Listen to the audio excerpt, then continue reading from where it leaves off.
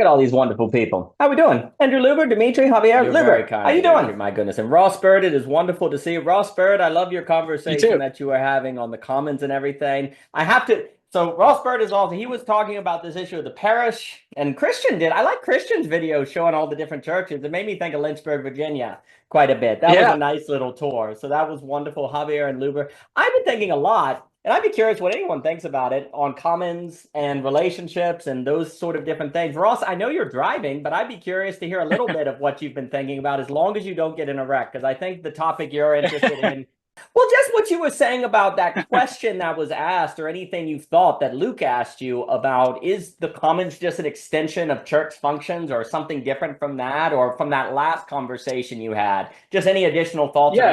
anything? Yeah. Good question. So, yeah, he asked a really good question, which was sort of, it had to do with kind of imagining a post-industrial, let's say more communal way of living. And it married itself in some ways to my thesis of, bringing back parish model of church, which is sort of an intentionally neighborhood-based embodied life where we reclaim just the notion of having neighbors that we're in regular life with, because a lot of times even those of us who go to church might drive 30-40 minute radius to that church, and then you're not exactly doing life with. And the same with most of our jobs, and then with jobs, maybe we're even we don't go to our jobs with our family either, so then your kids don't really quite even understand the job that you're doing most of the time. It's so abstract, maybe you don't even fully understand it, but certainly your kids, it'd be hard to explain it to them, or even your spouse might not quite understand what you do. And so we were just talking about re-embodying a number of those notions, and kind of ironically how the internet in a way could help you to, even though it's kind of, let's say, the most extreme form of disembodiment maybe that we've ever done to ourselves, it could also help to re-embody us in other ways, because it allows you to sort of relocalize, maybe to work remotely, maybe to reintegrate yourself with your home by means of certain technologies that wouldn't, let's say, require you to be gone all the time. And so anyway, then the question became, how does this sort of village style come about? And I was talking about just Luther's three estates, which kind of begins with Aquinas, I think, but is sort of reclaimed around the Reformation, which is an understanding of something like government, church, and oikos, which is either household or market. And just saying that I think you need the three to be in agreement with each other and integrated with each other. I don't know. I mean, my line of thinking has more to do with the church, about re-neighborhooding our churches. But I think in a way, you would then have to have some agreement with a kind of post-industrial commerce, and hopefully a form of relocalized government where we aren't just a bunch of individuals who are just so nervous about national politics all the time, where we're maybe paying a little bit more attention about how we're still able to self-govern. It's kind of a beautiful thing in at least the United States in a lot of ways, and can actually shape your realities in all three of those estates quite locally if we chose to do so. But we sort of haven't chosen to do so, let's say, in the last few generations, and seem becoming less and less embodied. So. No, I think it's a tremendous topic, an obsession of belonging again. And, I adore the great Michelle Bowens, who has done very profound work on peer-to-peer networks, the possibility of a commons. Wherever he is, I think he's just a wonderful individual. And I think, yes, there's always this idea of there seems to be something where, like with the internet, for example, that allows, we homeschool. I know you mentioned homeschooling, but you put this tension Yeah. very well, right? Where the internet allows, I think, access to material or educational resources, for example, that are very profound. And I think, honestly, children can often get a better quality education when you have homeschooling, where you're curating a space, where you're letting them follow. The main reason we also homeschool was to make sure our kids maintained intrinsic motivation. Because often I think they go to school and they get trained to only be motivated to do things that they're told to do, right? So Yes. actually, our children, I'm biased, of course, and other people when they visit can judge, is that they have a drive to do things, and they're very interested. Same. but of course, the problem is that they're not necessarily, it's harder. You got to make an attention to see other children. You've got to get Yep. them out to encounter the village, if you will. So there's an advantage with the public school, and then I'll give it to Javier Rivera, so there's an advantage to the public school. But then if the quality of the education is problematic, or they're just learning, one cannot read Deschooling Education by Ivan Illich and not have that influence their thinking. Agreed. But like you said, it would be nice if there was a middle, right? A middle between this great industrialized schooling system, but then also the risks of the isolation of the home. And you do really have to make a point to avoid that. Well, that seems to be suggesting some sort of return to the commons, some sort of way by which people can self-govern. And, obviously at the beginning of deschooling education with Illich, he's basically not saying he wants to make public school illegal. He just wants to have competition, basically. He wants to remove the laws of which basically make public education win. They have a kind of monopoly in the truancy. Exactly. It was mandated and normative kind of in every sense is what he was arguing against at first. Yeah. Probably couldn't have even pictured what it's become now, which doesn't even have to be mandated. It's just the standard. That's exactly right. And it also becomes a certain habit where if everyone does it, it's the norm. You don't even question it. Then everyone does, and it becomes a kind of feedback loop that occurs, right? Yeah. Well, in order to fix that, one would hope that you could restore commons. But of course, the question that I'm always wrestling with is the problem of the commons requires people to handle negativity. There needs to be resources where people can work through negativity. Usually what happens in the commons is that people get together, something occurs, some sort of pain, some misunderstanding, then people drift away. It's not that they ever outright say, I'm never coming again. There's just a kind of drifting. There's a sort of, then let's let capital do our resources for us, the logic of the market, where people can say that they don't like the market to go into every facet of their lives, to have human subjectivity, yep. But then actually you don't have to think about it so much because I know the terms by which people are interacting with one another. Oh, I know what small talk will look like. I'll ask about your job. You'll ask about mine. And there's a certain safety, a certain security that comes in knowing the pattern by which people will interact, right? Because I think pattern is a big part too, right? I think you mentioned this. When people are looking for a community, they're looking for a certain pattern. Well, the market will provide that. And we won't risk as many like metaphysical first principle disagreements that could lead to religious war or big conflicts or different things, right? So there's also, I think, to me, a part of the commons conversation. And if you have any reply to that, great, Ross, before I pass it to Javier. I think a lot of the commons conversation also requires a certain courage for people to be willing to face and talk about first principles or to have discussions about their values and to not be thrown off if people disagree, to not be overwhelmed, and to actually kind of be able to stand up for those different things. I'll pause there if you have any thoughts on that, Ross. Yeah, well said. No, I don't want to add anything at this point. I think I agree completely. No, I think it's a real issue, and I'll pass it on to Javier. And Michelle, good to see you, and the great Sam Willem, always a pleasure. Javier Rivera, it's good to have you today, sir. Oh man, it's a pleasure to be here. Yeah, I'm glad you guys brought this up. I mean, I'm gonna do my invitation because I'm gonna bring up Aristotle. I'm gonna do my invitation to Jochen to come in. So I can't speak on children.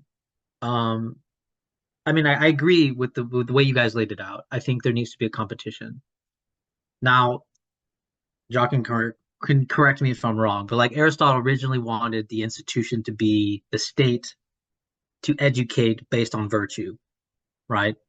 Now, the question is, when the state is supposed to educate, did it necessarily have to fall under a educational institution? Right? Did it have to be that way? Or is actually a way of forming a state actually allowing this competition? And that actually might be a way of fostering virtue. Right, allowing this competition to happen between homeschooling and public schools.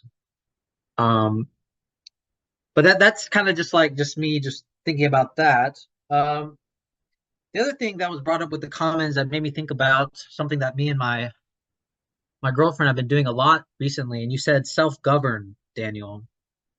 And I really feel what this means when you are intimate with someone. because what happens is abiding together doesn't mean that you spend time together, right? And so there's this question of how do we spend time with each other? like, what does that mean and what does that look like? Now, my girlfriend's been reading John Green, something about the Anthropocene, and she was telling me about there's this essay about how couples should focus on third things. Third things are about joint attention together. So we read poetry together. We, you know, do puzzles together in the morning or whatever or whatever that is, right? Third things. It's about the third thing. And I've been thinking a lot about this, about what it means to not just abide, but to live with. You can't always live with, it seems, right? But this is where the self-governing makes sense to me, which is where it's like we literally have to plan, right? We don't expect every single time it will succeed, but we have to plan to spend time with each other. And we try to not take as a given this abiding that we have. So it makes me think that commons, if we're going to attempt to do it right, has to do with the way that we jointly attend to things. What is the third things that we attend to? Rather than just being like, I'm in a community, which I think that's kind of like what people kind of fall back into, is like, I'm going to join a church and I'm going to be in a community. It's like, well, that community doesn't mean anything until it becomes a kind of like, until you make a friend. Until you make a friend, it doesn't really mean anything. So yeah, I've been thinking a lot about third things, joint attention, and making space for joint attention. And it seems like whatever is commons needs to be that aim towards allowing an emergence of joint attention to happen, like fostering the conditions for emergence to happen, right? For joint attention together, in something. Yeah, I'll leave it there. Well, I think that's wonderful, and I'll give it to Luba and Dimitri. There's a funny way in which the only way to go toward is to go up, right? Like they point up, right? And it's just like Michelle and I talk about meta talks, right? Like the ability in a relationship to not just talk at one another, but about the relationship itself, or a meta conversation, or when you say this is what I hear, to actually make present the heuristics and ways of understanding. In a way, what you're doing is you're going over the conversation to go toward one another. What's very interesting is what this would suggest is that a commons is impossible if people are direct. Like if you try, one of the problems is there's this weird thing in love, if you will, or care. Well, that makes you naturally, if you care about someone, you want to get closer, right? But it's funny because there's a way in which that's almost, I don't want to say trick, but it can in a sense be a trick, because you're getting closer when really the only way to get closer in a sense is to go over. And in that overness, it creates a kind of indirectness that allows you to come close. It is kind of like Mr. Byrd at Philosophy Portal was talking about the veiling and the unveiling and holiness, where if you get too close too quickly, you're destroyed, like Lovecraft with the craft in parentheses. And what's very interesting, so here's the issue. I think this is true. A commons need a quote unquote third thing, beauty. But then if beauty requires virtue to experience, a commons has to create the conditions of gaining the virtue for the third thing. But don't we have a chicken and egg problem then? Because when does the community create the virtue to make possible the community of the beauty that requires the virtue to experience? That seems to be a certain chicken and egg problem, right? Does that mean it has to be outside to come in? Well, now we're talking something elite and exclusive. How do you find those balances? I think theologies have different replies, but it's a serious thing. And you can understand why people say, well, let's just make the third thing capital. Let's just make the third thing the economy, right? Because that's a third thing, but the problem is it's a third thing that's not alive. And it collapses the good and the beautiful into utility, as we've said 1,000 times. But let me give it to Mr. Luber and then Dimitri and then anyone else. Mr. Luber, please. It's good to see you, sir. Good to see you too, as always. I guess, want to have a question. Jockin, hopefully you can answer this because I don't remember in Aristotle when he's talking about the state if it's like a certain amount of people, because the state back then, population wise, is incomparable to now. So when we talk about, the state, basically the virtues coming from the state, I wonder how that manifests in the world that we're in today, or how it ought to manifest in the world today based off the amount of people, because pluralism is just a whole different animal than it was back then when Aristotle was writing that shit. So I'm just curious if there's like a certain threshold for the amount of people that require for the state. I mean, for it to be like the state in Aristotle's mind, and if there's a certain number where it's like, okay, you're exceeding that threshold, we should kind of call this something else. I mean, I have ideas obviously where it's like the new sphere, and you got different terms that kind of encapsulate the global state, if you will. But yeah, I'm curious on that. And then on a side note, I haven't finished you and Michelle's talk with Cadell about just like storytelling and stuff in general. I just thought I was just really resonating with so much of that, what you were saying, especially when Cadell was talking about like how intimate it is to write with someone else, and it's kind of psychotic. Like I can really relate to that. Like I've had a writing partner now for almost 7 years, and I'm like married to him. Like I love him in a very intimate way, not sexual, just throwing it out there. But but like now I have like another writing partner. His name's Tyler, and I'm making a movie with him, and I definitely feel like I'm like psychotic, but like it's not like this. Like I just wanted to comment on it a little bit, but it's not. It doesn't feel like I'm doing this like It's not like I'm being psychotic in this negative way. It doesn't have this negative connotation. There's this faith and trust that coincides with me letting them run with the dialogue, where it's like, okay, we're editing a film right now, and it's like, what's the problem? And then I'll diagnose it, and then I'll make my suggestion, and then they'll be like, okay, great, and then they kind of run with it. And I'm not necessarily like, oh, it needs to have this line or this thing or any particulars per se. I kind of trust that they're going to put down the particulars, and then I'll come back to it and be like, well, this articulation of this particular kind of construes the sentiment in an odd way, or I would give some kind of note at worst, but I'm not. When you're writing with someone else, it's like you kind of have to find your role and your own personal boundary where you are actually doing something fruitful. And I think that kind of goes inside with every relationship, where it's like you can't be the funny, smart, everything one. You just can't do it all when you're in the relationship. You might be just the funny one, and then your other partner is the like fucked up one. I don't know. I'm just giving arbitrary, names just to get my point across here.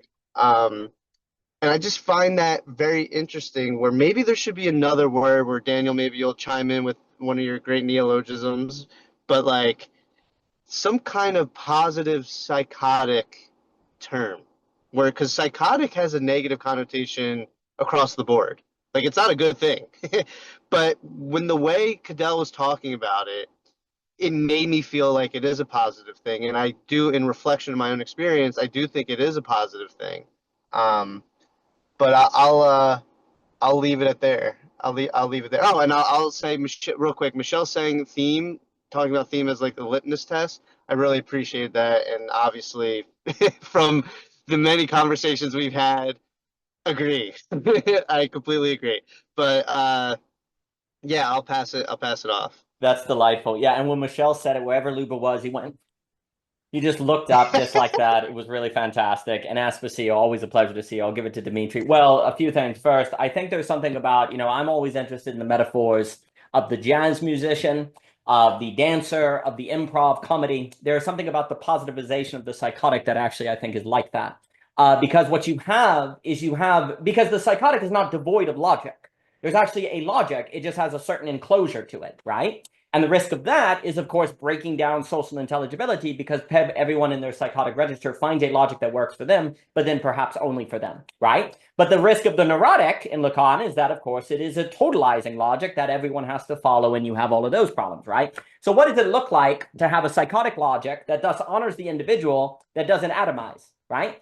Well, there's something about the jazz improvisation where everyone who does a jazz improvisation knows there is a right and wrong answer to the jazz when you're playing the piano or the guitar or the drums or whatever. It is not anything goes, and yet at the same time, it kind of is anything goes, right? And so that sweet spot between a participation of something that also, no, you might be able to do a piano improv by yourself, but you can't really do a jazz improv by yourself, right? So there's something fundamentally communal about it, which is interesting because you're creating a communal relationship based on a third thing, the music, the act, of which is both individual, but also communal at the same time. And these kind of metaphors, I always associate with the phenomenology of the artist. And basically, I think there is a certain secret in the phenomenology of the artist with the question of the phenomenology of the commons. Because I think there is something about when we're asking about the possibility of a commons, we are asking about, in my opinion, the spread of a logic to more than a Dunbar number of people,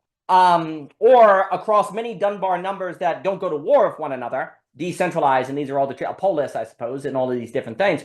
But we're asking a question about the possibility of a phenomenology of the artist that is able to spread, and people, quote unquote, get it.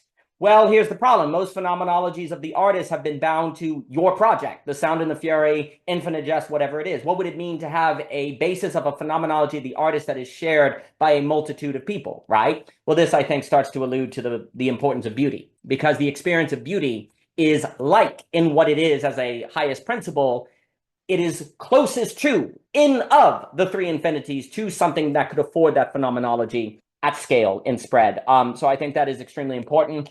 And I think also to, yes, dance, etc., so forth. But let me give it to Dimitri here. Dimitri. Yes, I liked how we started out this conversation. I've been yesterday it dawned upon me again, this thing that people have been thinking about for hundreds of years. And that is like, I think Ernst Bloch, he put it very well. He said, and that was what the thought that was dawning on me.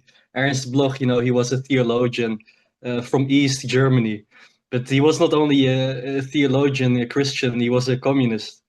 Very vehement, adamant communist. I can really recommend checking him out. Anyway, he said that anything that I'm paraphrasing because I forgot the exact quote, but he said that anything that actually matters here happens between Hegel and Marx, and more I'm agreeing with this, because I definitely see the truth of thinking society triadically, right? Between, let's say, Hegel's end of the philosophy of right? You have the family sphere, the household sphere, in other words. Then you have the sphere of bourgeois society, where everyone just lets their self-interest run rampant. The baker, the butcher. Adam Smith has spoken about that. And then there's, of course, the state, right? Because how the hell would you hold these two domains together? Because whether you are conservative or leftist, you know that, the intelligent ones know that the market is going to hollow out family structures from within, right? This is why the market is the site of the profane, is the dimension of the profane.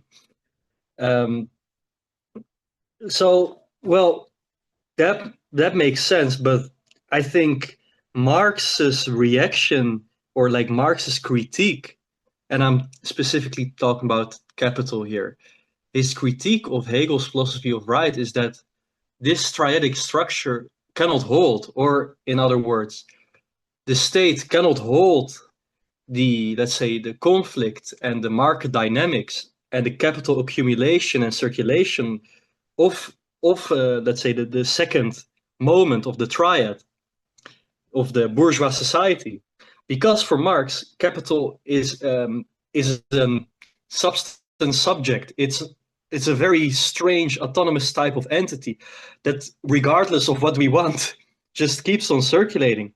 Of course, one way to interrupt its process is through war, which we've seen happening, and afterwards you will have massive types of distribution.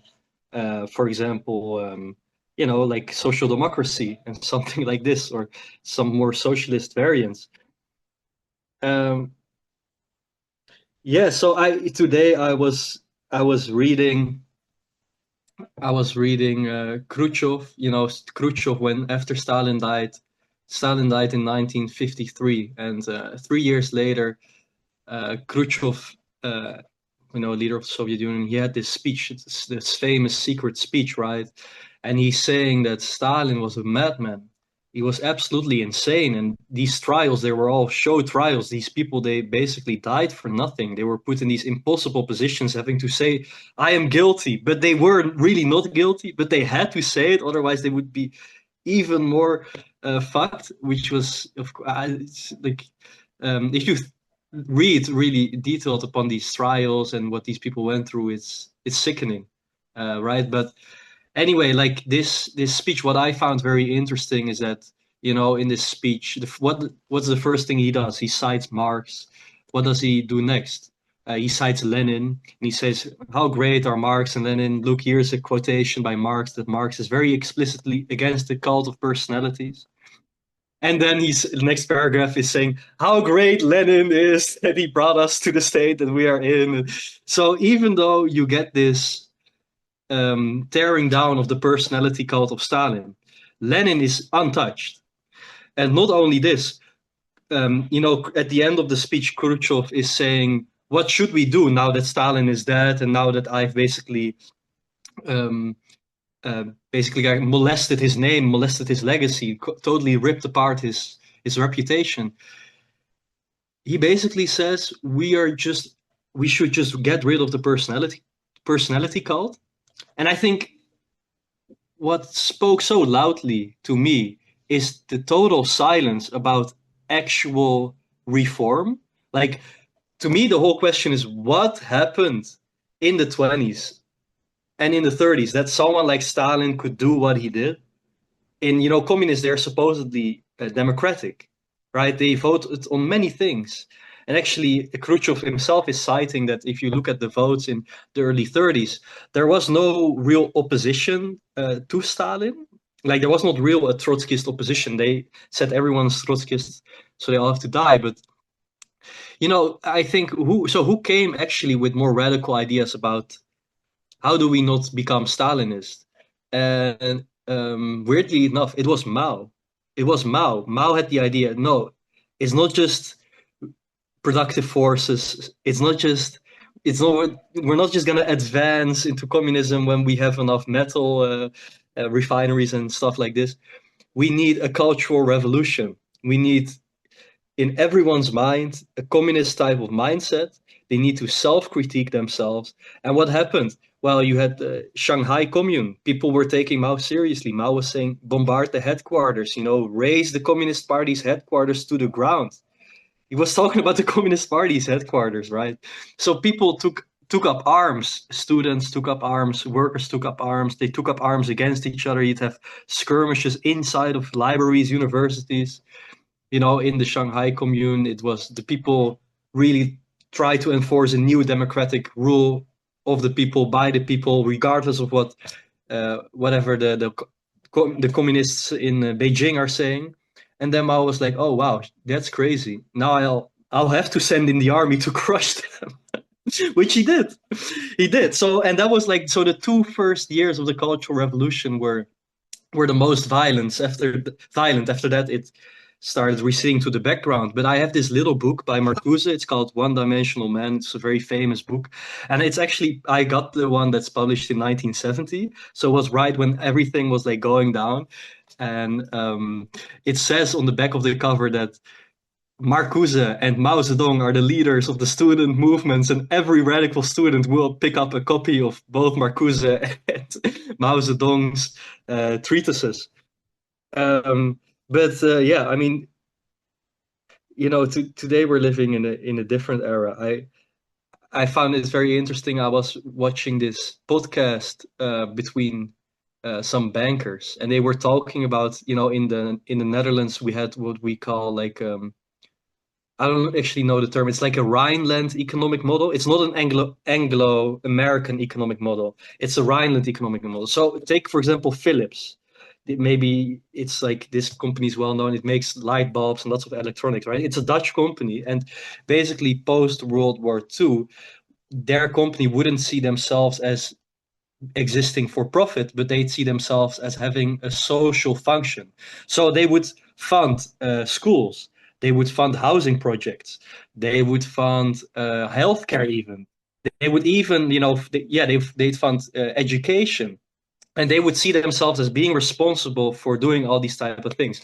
Now, we also have one of our banks is called Rabobank. And this bank had a similar type of role. Actually, it was owned by mostly farmers and workers. They'd have a say in it. But today, if you look at the board of directors, and the shareholders, at least like 50% of the shareholders are American, and they would be horrified if this bank would actually do the thing for which they first existed, because that's not being beholden to the shareholders. So there's this crazy situation that we are in, that capital circulation and accumulation is so global. Supply chains are so dependent on global dynamics, right? Geopolitics. You want to build a computer, well, you got to get all these rare metals from who knows where, Chile and Congo, and right? So Chile, because of the lithium batteries, right? So David Harvey, he's really one of my favorite Marxists, such a great man. I can highly recommend checking him out. He was saying that, yeah, well, let's say we have a socialist revolt in America, and let's say there's not too much violence, and they just retain and hold power, and everything's going right. What would you do? Like, how are you gonna even sustain anything? Like Stalin would say something like, you build socialism in one country. We know how how that went. But like at this point, that's not even imaginable, like socialism in one country, right? We're so caught up in global supply chains, global production cycles. So yeah, like I think we're at this point that when you're looking at what are the most intelligent Marxists saying today, they're much more pessimistic than liberals and fascists or people who think religion is the solution. Because we're in such an impossible situation today, and I think a liberal or a fascist or maybe someone of a religious leader could think that, if we just get another regime with a different type of agenda, we could set things straight. But then if you look at how capital is moving around globally, capital mobility, right? That's one word that's being used here. It breaks apart the coordinates of our thought. We are still thinking, I mean, you guys mentioned the third, right? So the third for Hegel would be the state. And what's the state? Well, it's a people. So it's like the commonality of language, the flag. That's the type of beauty. And I'm using that word in the technical meaning. Beauty, that's the beauty of the flag, the beauty of the anthem, right? We, in the Netherlands, we have King's Day. So everything, the Kings, their last name is the Orange. So we dress up in orange. And if you go to the city, it's hilarious. Everyone dresses up in orange. It's ridiculous. I like this, even though I'm a Republican, because the king, he's like, my Republicanism is increasing because the king's voice is also increasing. Because lately he's been saying, yeah, I kind of support that we're completely going to rebuild our army. And, when I was when I became 18, I got this letter from the government saying that you will be drafted, but not now. You know, we can do this, but you will be drafted, but we're not going to say when. And I don't want to be drafted. I would rather eat my own shit than be drafted and be sent to the Eastern Front or whatever. I'm not, and I mean, like, you know, if I would live in like early 20th century, I would say, yeah, my country's like the dictatorship of the proletariat. But today, like, we're in such a mess that you can't even identify with that, right? But some leftists do. They say, yeah, we have to take a Leninist position on Ukraine or a Luxembourgist position. I think it's kind of farcical. So, yeah. No, well, Yeah, I think you're pointing at a lot. Thank you, Dimitri. And well, for me too, what you're getting at there, every political ideology is some sort of address of the many and the one. Like, okay, how do we have many, but not have those many not be one, right? Because if the many are the many, well, then there's really not any sort of society, right? Because, you know, it's always the problem of how to make a many into a one, right? Well, different political projects have different ways of doing that, right? You could say, well, we're going to base it on the nation state. We're going to base it on the race. We're going to base it on the culture. We're going to base it on something. The issue that capitalism is finding is I think a lot of it kind of almost claims, well, no, there isn't any one. We'll all just be unique and we'll have a civic society and we'll kind of get along, right? Freedom of speech and different things. But the issue is there actually is a one. It is the commodity form. It is the way of relating to one another through the logic of the market, which, of course, you could argue actually has been incredibly effective because difference is so hard. It is so difficult for different people to interact with one another that flattening difference into a market form lowers the probability that they kill one another, right? So if we're talking about, well, we don't want to do that. We want to move away from commodity form and we want to move more toward person-to-person relation. Well, usually when that occurs, people eat one another, right? They devour, right? So you have this issue. That's Stalinism and that's Maoism, right? Yes, it is. That's what happens. That's exactly right. And to me, you made a very important point, and then I'll give it to Mr. Jockin, is that Maoism is not the same as state communism. Maoism, I think Maoism was a genuine, in my opinion, I think Mao is the closest to a genuine kind of communist effort of giving power to the people and seeing all these different little experimentations, very decentralized, and then they ate one another. Everyone ate one another, right? That is the reality that we have. Can I just respond to this? Because I'm so interested. I'm so fascinated by this history for years I've been. And you know, why do we have a People's Republic of China, but we do not have the supreme, you know, Soviet Union today? Maybe it's because in the Cultural Revolution, they got rid of everything. Everything traditional had to go, right? Not just foot binding of women, but like just every statue, every ritual, every semblance of just a little bit tradition, it had to. So you completely like kill everything. So you can't even return, right? Like there's this impossibility in China to actually return to something traditional. At least I think, you know, maybe it has something to do with it. I think that's one thing, and another thing is probably also the way they dealt with Mao Zedong after their death, because they didn't completely undermine the authority of Mao Zedong like they did in the Soviet Union. Yeah. I think that for me, and I'll give it to Jock, the analysis of the Cultural Revolution for me is very big in belonging again 3, looking at these sort of differences, because a lot of people who are talking about decentralization and a return to commons and different things, well, the history is full of different stories. The question is the principle of the unity. And because every political polis formation, and then I'll give it to Jockin, Luber, and Javier and Christian, good to see you, and Ross, thank you for being here, is going to have to answer the question of how to make a many into a one, and what is the principle by which you do it. You say, well, we don't want to do a code of personality. Okay, so a personality won't be the one. You release it, and then it just something else fills the void. You say, okay, well, you could argue in America, we don't have a cult of personality. We have a cult of corporation, maybe, and that fills in the void. But how do you have a one? Well, this gets into beauty. But then, of course, we have the issue of the cultivation of virtue and a political ideology and philosophy based on the strike of beauty. But let me give it to Mr. Jockin. Mr. Jockin, thank you for being here, sir. Good to see everybody. And I appreciate the comment on Aristotle CPT, ChatGPT on this one for Aristotle. Completely true. So actually, Completely true. I appreciate it. So actually, on that note, so I know while maybe people think that Aristotle actually gave a hard number, what is the nation state size? I double checked to politics. He doesn't give it. What he does say, though, is very relevant here. Is it's the size required for self-sufficiency. That's what's required. Now, that's incredibly interesting in the globalist state, because actually then the demarcation of self-sufficiency, as has been noted in the chat, when an object takes tens to hundreds of corporations and city and countries to produce any artifacts for commerce to occur, it actually opens the lens of self-sufficiency way larger.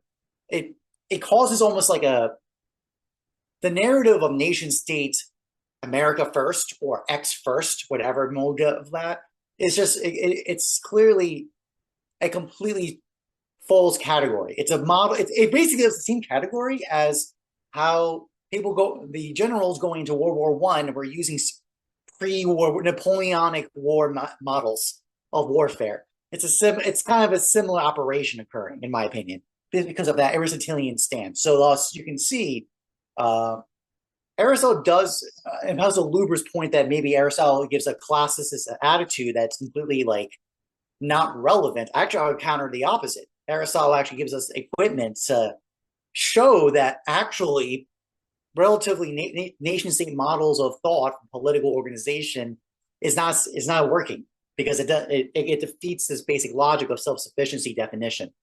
There's other metaphysical implications of that, because, for example, Aristotle says that the nation-state, the city-state's first, individuals is posterior. Again, it's a similar energy why moderns are just generally like blown away by Aristotle. Well, just like that's a huge trip up. It's similar to Anageia versus is prior to Damascus, similar property. So it's related to that. So because Aristotle does also have to be very clear. We have post-Enlightenment period, or political or orientation of the state, its relationship to citizens is vastly different. That is true. Now, so thus, what Luber is saying, it's not the scale side that's the problem for Aristotelian accounts of politics. It's the general orientation of the state relative to citizens. To summarize, I would generally say pre or post Enlightenment, the state is at best an antagonism of citizens to their state. That generally we need some kind of artifice of government to protect. Right, that we don't want big government to come and take away things. That if citizens were left to be in their own independent state of virtue, they would be good. Like virtue is a given, like the goodness is given, and doesn't need to be addressed. Now, that was, in my opinion, that was set in a context where there was social political economy, like there was all this background infrastructure that would allow that kind of orientation or that kind of stance. And I think generally so that's kind of like that. So it was a presumption that was not the case in Aristotelian ancient accounts. They really thought the law was meant to make you good.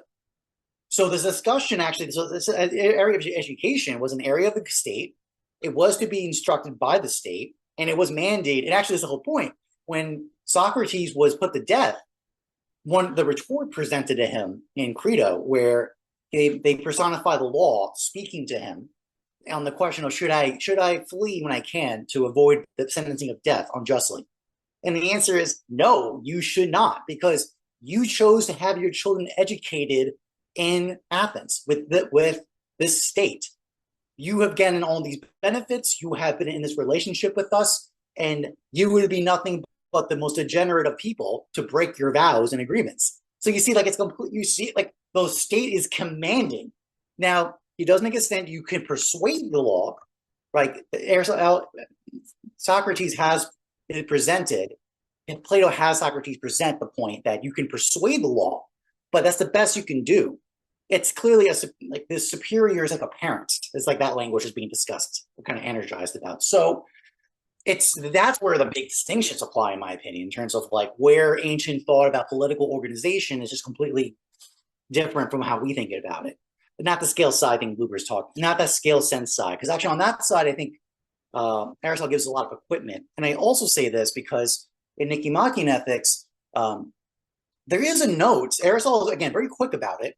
he then moves on to other topics related to it. He does say the study of political science could be on the kalos, on the beautiful, but it's quickly acknowledged, but then moved on, partly because of what's being said. It's so difficult. So thus, it's ordering by justice. And that's why, in my opinion, Nicomachean ethics is going to end in justice as complete virtue, and that's how it's going to get mediated.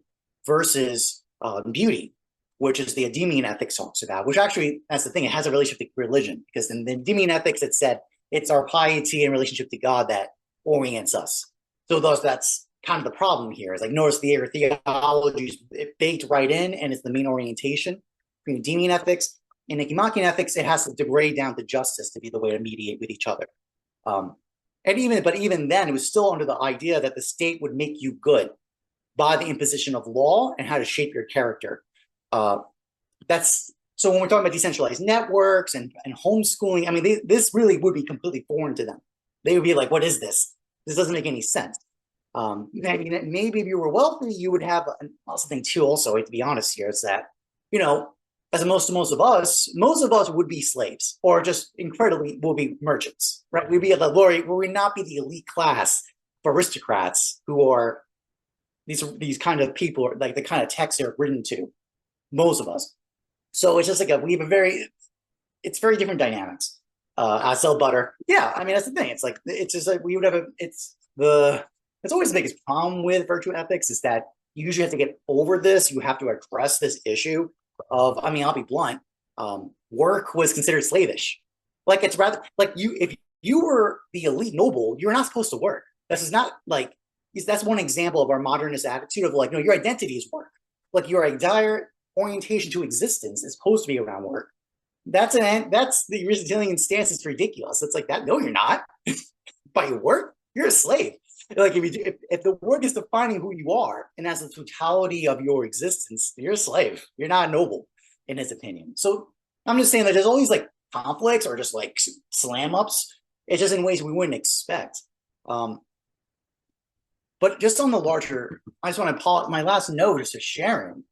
I think Javi's going to bring up the Gestalt mean, so I'm going to let him talk about that. I have a feeling, so I'm going to let him talk about that. We were talking privately about the mean and justice, and I think he has a lot of good things to think about that. But at least to your point, Daniel, beauty, like what in the response to excess of life. Because what Aristotle says is the purpose of the community, it gets translated as community, is the orientation towards a chief good. And in life, right? And the thing is that's ordered by different relationships, partnership, and that's what Dimitri brought up, right? The idea of the model of partnerships, of building of families, and then from families into basically little enclaves of different households relating to each other. And then those households relate to then a nation state of a certain size, and then different nation states to each other. Those are all ordered around different operations of goods for those systems, right? That then come in, and then the kind of delimitation for Aristotle is the city state, which is there's a sense of completion or self-sufficiency within that. Now, the problem is that, as Daniel's pointing out, capital is really, when that becomes your orientation object, that's a separation of life. It's by its abstractional quality obliterates the telos of operations. Like it doesn't allow you to really comprehend the relationships of what we're interacting with each other for. That's the biggest issue with it. It's very powerful in that way, but via that mode of abstractional kind of separating, cutting out, it causes all these difficulties in coordination and his understanding. Now, the hypothesis, I think, of Daniel and why I'm a champion of Daniel's work is this idea of beauty potentially being a way to address that. Not easily said so, but that's probably the best shot we got, the best option we have at the moment.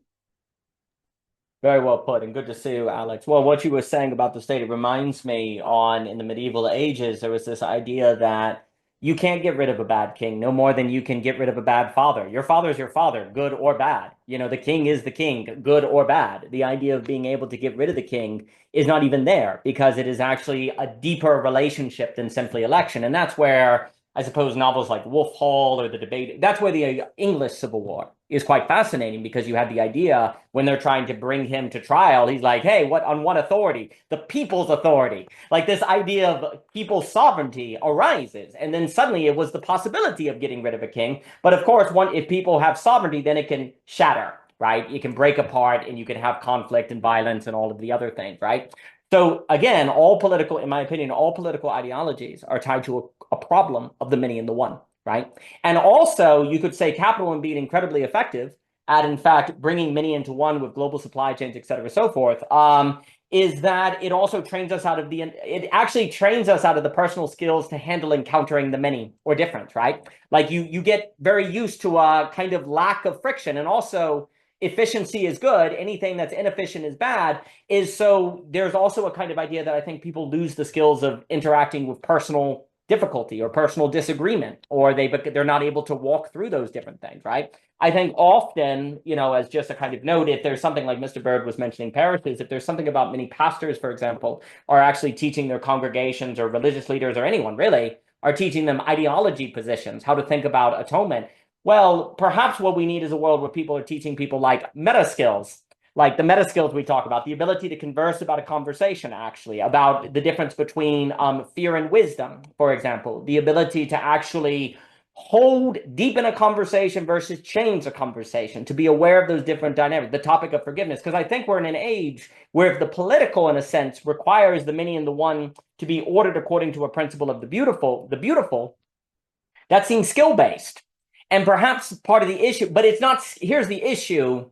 The problem is we're talking skill not in the terms of technical pragmatism, but the skill of, more like Maurice Blondel, action, the skill of virtue, the skill of actually being, but the virtues of dealing with pluralism and difference and how to mediate difference are very, very hard. And that's why in Maoism, people, even if they're relatively similar, people eat one another, right? When it comes to actually trying to maintain communities based on talking, the language act that psychoanalysis is concerned about. Because what you have is if there's a problem where every organization of people requires a third, because otherwise it's too direct and they eat one another, but the third is not imposed top down, then the third has to arise out of the conversation act, which is the very act that people kill each other over if they don't have a third.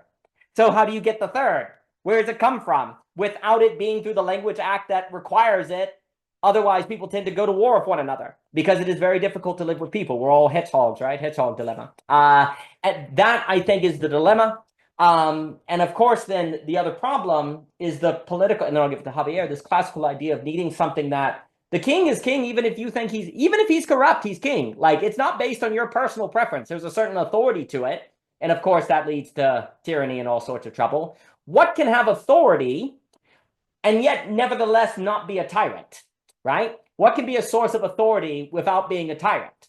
Well, this is why the possibility of the strike of beauty, an encounter with a certain strike, the surprise, the ability to handle surprise. Dimitri, always good to see you, sir. The encounter with limit, as Mr. Ebert talks about, these things seem to be very important for thinking of political philosophy. Because another thing, and because it should also just be noted that even if you say, well, we don't need to worry about government, political philosophy is going to exist wherever you have diversity.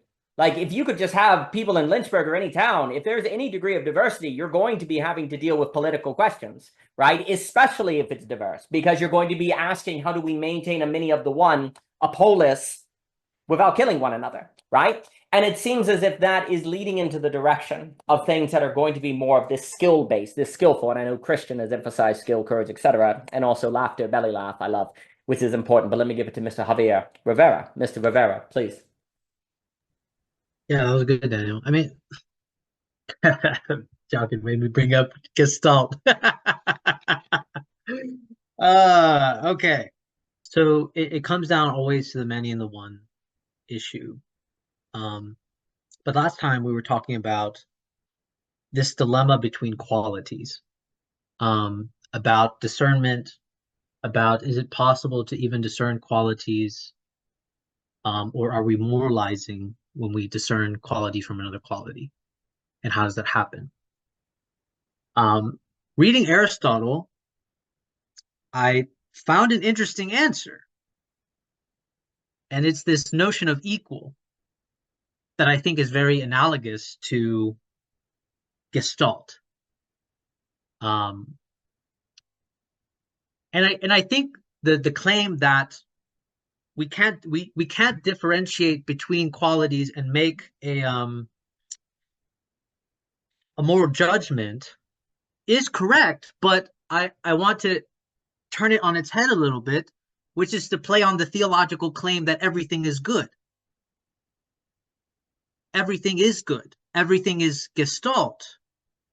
But for it to be Gestalt, the very participation of us is what makes it Gestalt, and that's what makes it ethical in itself. So I think that's why, in a sense, we can say, actually, that the quality of another quality, we can't make any moral judgment. But I guess what I would say is that the moral imposition is that we should strive for that Gestalt. That is the ethical injunction there. In that sense, there lies the ethical injunction. But to say everything is Gestalt is simply to say what is, I think, right? We can't make any delineations, but I think that's the same thing as saying God made the world and it's good. It might be another way of just saying indeterminate, really. But that's me kind of playing with that. Now, you said something about the skills.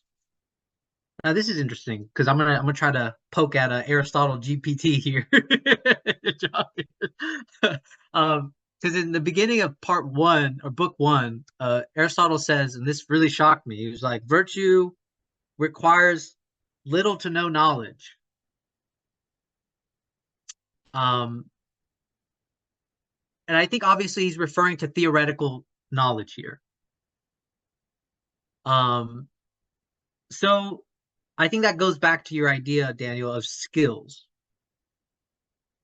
And I just noticed, like, I think what really goes a long way in just my own experience, right? It's just like, no, yeah, so it's not no thinking.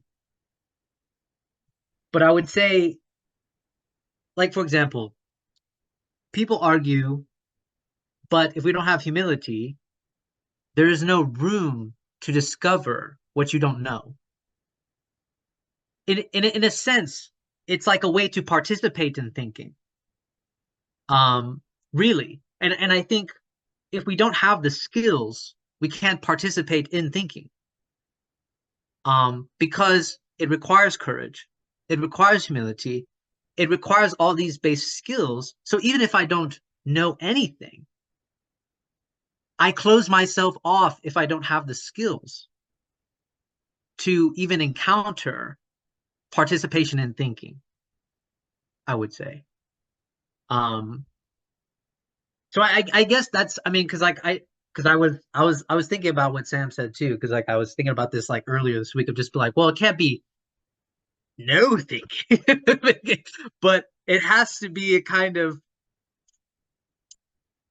framing or that we need first, because then it seems like if we think without skills, then I think we're just as lost. It falls just as flat, in my opinion. Like it falls just as flat. And I think that's the danger of stressing like that. I think really what it means to be common together is to participate in thinking. I think that's the mean. Participate in thinking, not just thinking and no thinking. Participate in thinking would be the skills. And another thing that I wanted to bring up is Aristotle leaves a lot of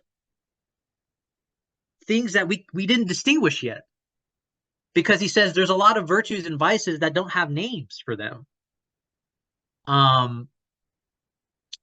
and that we still have to come up with those names. And I think I thought that was such a good opening in book 2, because it reveals that there's a lot. That means that when we're trying to think about the mean virtue, we also have to name what is the deficit, what is the excess. he leaves a lot to explore there. I think immediately when he says that there isn't a lot of names for the things that are virtues and vices. But yeah, I'll leave it there. Well, I very much appreciating Clayton. Good to see you, sir. And if anyone has anything to say, I think the idea of a participation in thinking, it's actually kind of shocking how much politics is a question of a participation in thinking. It seems very abstract and it seems like something a philosopher would say. But John Dewey is like, yeah, civic society requires an education where people think similarly enough in terms of the civic, or else you're not going to have a country. Right? You need to have some sort of educational program that educates everyone, or you can't have a civilization, right? It is, and you could also argue, and I think Owen in the Agon has been pointing this out in his tremendous class on Plato's elite pedagogy, is on the idea, and we mentioned, I think, last week, is that when they accuse Socrates of corrupting the youth, that's an educational claim. You screwed up their education. You had the wrong education. Perhaps in a way similar, like I actually was associating with Dead Poets Society. If Robin Williams is telling you to be a poet and to go into, what happens? All the parents are like, my kid will never have a job. It's going to waste them out. Imagine when he talks about corrupting the youth, it's kind of like that. He's convincing them to go into reading poetry, reading play. Now they're not going to have a good job. And it's like, you're setting them up for failure, Socrates, you a-hole. Like, you're a bad person. Leave them alone. You're filling their head with dreams. It's not going to go anywhere. And to me, it's very interesting, because when you think of corrupting the youth like that, well, this is still with us then. It's exactly still with us. We might think, oh my gosh, they killed Socrates for corrupting the youth. I can't believe that. We do it all the time. We still do it all the time. Parents, like, they definitely do it all the time. So it's like, so the question of education and the participation in thinking is always tied to the question of participation in the social order and something bigger, how you think about something, right? And so if we are going to be talking about, if it seems to be the case that basically every single political structure that has classically been used to deal with the problem of the many of the one brings with it a certain kind of thinking, a cultural revolution is basically, we're going to think from scratch. We're going to actually make sure that no one has any preset thinking, to make sure that the process of thinking is all aligned, that it all starts from similar assumptions and we can go from there. Right? Or if you're going to base it on a certain Christian, you go to church. Well, let's make sure the pastor is teaching everyone the right ideas about the book of Romans, so that when we're thinking, we're all participating similarly. Right? So the question becomes the following in global pluralism, basically. How do you have a participation in thinking that is not ultimately neurotic or ultimately leading to a breakdown? And please also note that if there is no negativity in the participation of thinking, then it perhaps is not dealing with enough diversity. But then if there's negativity, people tend to drift. People get hurt, they just kind of drift away, and people fall apart. And this is far, far harder than people realize. Because if you're talking about first things, someone is going to be talking about their ideas, and someone might disagree and they take it personally, or someone mentions their religion and says something offhandedly that's not true about another, or somebody voices their political opinion about tariffs and someone else thinks that's crazy because their dad just lost a job, and no one necessarily says anything, but there's a drifting away, or someone overreacts, and it's not that you necessarily hate the person, there's just negative energy that then makes you slowly withdraw, and there's a crumbling in the middle, right? Well, how do you stop that crumbling? Well, that seems to require a very heavy amount of skills and a very heavy amount of preparedness for that, which, by the way, almost by definition, you must think you have. In the same way that you can't really believe that you're wrong about something, because if you did, you would change. It is very, very difficult to truly believe that you don't actually have the virtue to handle the surprise of difference, right? So here's the issue. Knowing that you can't actually take seriously as much as you need to the surprise of difference, what does it mean to know that? Like, how would you act if you know that? Well, it's going to be live in the occurrence. You have to be committed to a certain way you're going to act when that inevitable surprise occurs, and how you're going to be live to make sure that it doesn't tear down the whole. You have to be committed to an unknown. You have to be committed to a way of acting in an unknown. And perhaps when Aristotle is saying there are virtues and vices we don't have names for, that is precisely pointing to these things that will arise, that you have to pre-commit to working in a manner that will maintain the relationship without it all tearing down. in a sense, you could say idealistically, this is basically what marriage is, right? Marriage is like till death do us part. And of course, people can what? Abuse that and lead to trouble. But there's also an idea that if you don't literally commit to like marriage, the whole idea when people are like, well, I didn't know this person would be this way when I married them. That's why I want to divorce with them. The whole idea is you didn't know what they were going to be like. That's why you got married. It's a commitment to being surprised with how they actually turn out, right? But people can also take that as a certain trick. They turned out different than what I thought, right? But that's actually the point, that there is a turning out different. And the question is, what are you going to do about it, right? And the ideal, however imperfect, is that marriage is a commitment that you will handle the surprise of difference, that you will work through it. You will figure out how to do it. People find out that's way harder than they thought. And that's why I think many marriages end up in a certain drifting, even if they're still together, a certain sort of, pulling apart, even though if they're still in proximity without abiding. But I think basically, if we're asking for a polis that is dealing with global pluralism and beauty, you're kind of closing the gap between friendship and marriage then. You're kind of closing that gap because most political, and I'm not saying perfectly, you can't do that perfectly, but there's a certain bringing together, and then Javier, please, bringing together of those different things, because basically for most of history, the idea is, well, you're not going to have a commitment to unknown surprises with your friends or people at church or whatever, because you have similar beliefs. Like they're similar. There's a certain predictability to them. You know what their jobs are going to do. So you're shrinking unpredictability via ideology or occupation or whatever, so you don't need that. But also the revelation and secret of marriage is that in enough proximity with anyone, even the person you thought was perfectly compatible and perfectly similar unveils difference, actually. That's kind of the revelation. Even the person you thought you were so similar to, you would commit your life to, it turns out there's a shock of difference, a surprise, right? What are you going to do about that?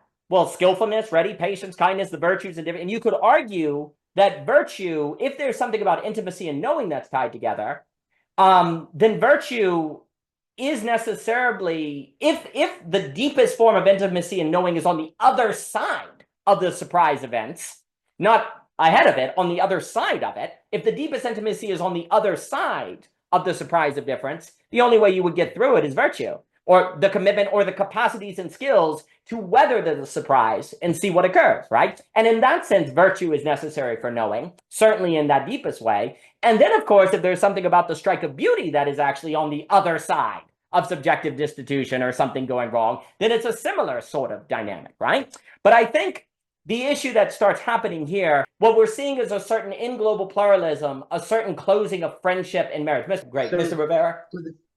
For the question, because like I like what Espacea said about like her kid, like Robo, what was it, Roboplex or something like that. So I think with a lot of parenting, now correct me if I'm wrong, because I'm not a parent, but I've seen this like with my girlfriend and stuff like that, where it seems like what's difficult about parenting is that there's no formula for how to do it. But at the same time, it seems like the mean is about cultivating in your children what it means to have a right discernment, right? So like, for example, like it wouldn't just be like, no, I don't think you should pursue a career in poetry, but I should let you know, right? So you're not surprised that you might not have a job, right? Now, if you want to pursue that, that's the risk you take. And that's the kind of virtue I would want my child to have cultivated, right? Like if he really loves poetry that much, he knows he's taking a risk.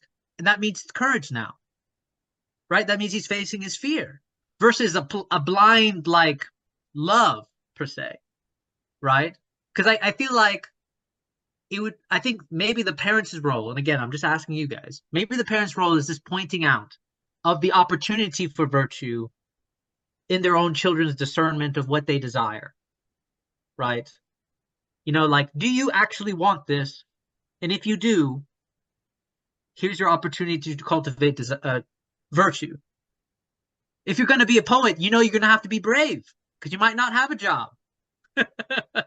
You might not have the financial means. And what happens if you don't make it? Do you still want to do it? Now that really gives existential, and I would be very proud if I had a kid and they still said yes to all those questions, knowing that I gave that to them. So yeah, I'll leave that there. I think you're getting, I'll give it to Sam and Clayton here. There's something about a parent, you know, your kids then making the absolute choice. And hopefully, I think parenthood, there is something about parenthood cultivating in children the capacity to make the absolute choice. But of course, that is far easier said than done, because if it actually is an absolute choice, then it really could go wrong.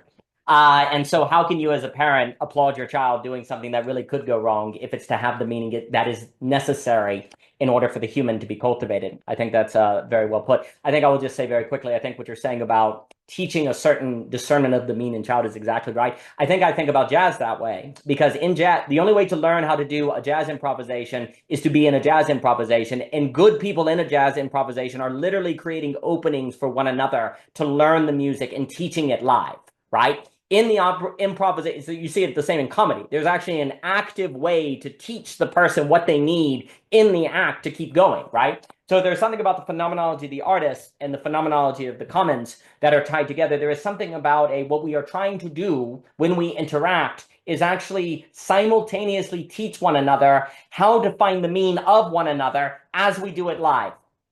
And that's sort of holding together the process. Because here's the issue, like for me, cheap to lose is process without mean. Costly to lose is process with mean, right? So it's not process that would be random. It's a process that is organizing in the process that is not known before the process or over the process, but in the process. The third is in the one and the two.